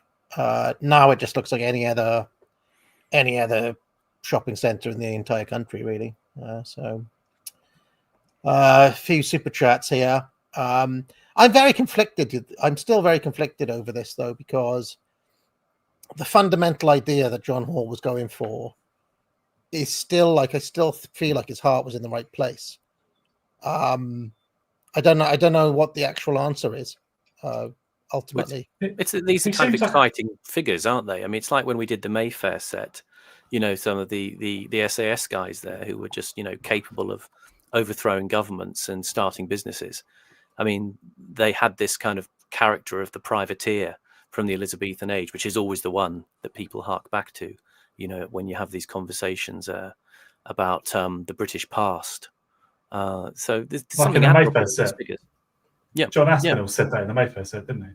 Yeah, and I mean, Simon Mann, the SAS guy who died the other day, I listened to a bit where he was relating a conversation on BAP's show about, you know, back when, you know, Britain was great and exciting, and you could just get, you know, you could get a ship and you could go out and conquer the world, and, you know, and Mann was very much of the opinion, well, you can just go and do it. You can just go and do it. There was that mindset is still there. It's only that we're sort of seeing it through the mists of, you know, compliance and bureaucracy and the restrictions we perceive on our lives. And these guys just find that, you know, money can overcome these problems. Have been a few super chats. Cone Studio Rainer said, check your PayPal till after the stream. Okay. I will send me an email or something about that. Coney says, here's my burning questions about modern music. Why was millennial made indie music in the 2010s such wank, stomp, clap, hey, etc.? Why was there such a drop off in quality for UK indie music post 2009? Do you know, I think the real answer is probably that an indie musician now has probably got their own YouTube channel. I remember when I made the dark synth video on the culture thing, like that dark synth scene's been around for 10 years, but none of them are signed up to a major record label, right? Absolutely not one of them, because they're all on Bandcamp and they've got millions of views on YouTube. And it's like, it's probably from their point of view, well, we're making enough money from Bandcamp and from YouTube. Why do we need a record label? Why you know, they're happy at that level. And I guess the same is probably true of indie music. You know, I think, isn't that a trick question? They said post 2009. They meant post. Yeah, well, surely, like, there's a lot of dog shit in the 2000s decade as well. But I mean, I guess he's thinking of like the Killers and the Strokes and so there was a bad time. That was crap. Port Film Co-op says even the best work of Oasis has aged badly. It is junk. I remember in an episode of The Bill at the time, some criminal had a foam Oasis sign with raised lettering on the wall in their house. Okay. Coney says, a story I heard about why grunge got pushed in the early 90s was because the hair metal bands were about to have their contracts up for renewal, meaning they had better lawyers to negotiate better terms. Hair metal was then made to take a back seat. I mean, I remember the very last kind of death throes of the hair metal thing was probably Wayne's World, wasn't it? And yeah, I mean, that Wayne's World, they were really into hair metal, weren't they? And what was the other one? Bill and Ted and Wayne's World in the early 90s. That was probably like the absolute, you know, they were still at their peak of their kind of fame and whatnot then. So yeah, that probably like when did Nevermind come out? 1991, right? So yeah, probably makes sense. Port Film Co-op says, by the way, I think that is Ian Holm narrating the film from Alien. Checked on IMDb, and he's one of the narrators of this series. Wasn't he from last week as well, Simon? He was, I think he did. Yeah, it was him. Yeah. AB says there's a guy. This is Dan Bell on YouTube, who documents derelict American malls in in the Dead Mall series. I can absolutely recommend. That sounds amazing. That's one night gone. There's about 1,800 malls in America, and about 300 are what they call zombie malls, which are derelict. Yeah. Well, you know, I love Derelict, so I'll be watching that. Yeah. His depressing and miserable life situation and the mall commentary is a chef's kiss. Sounds brilliant.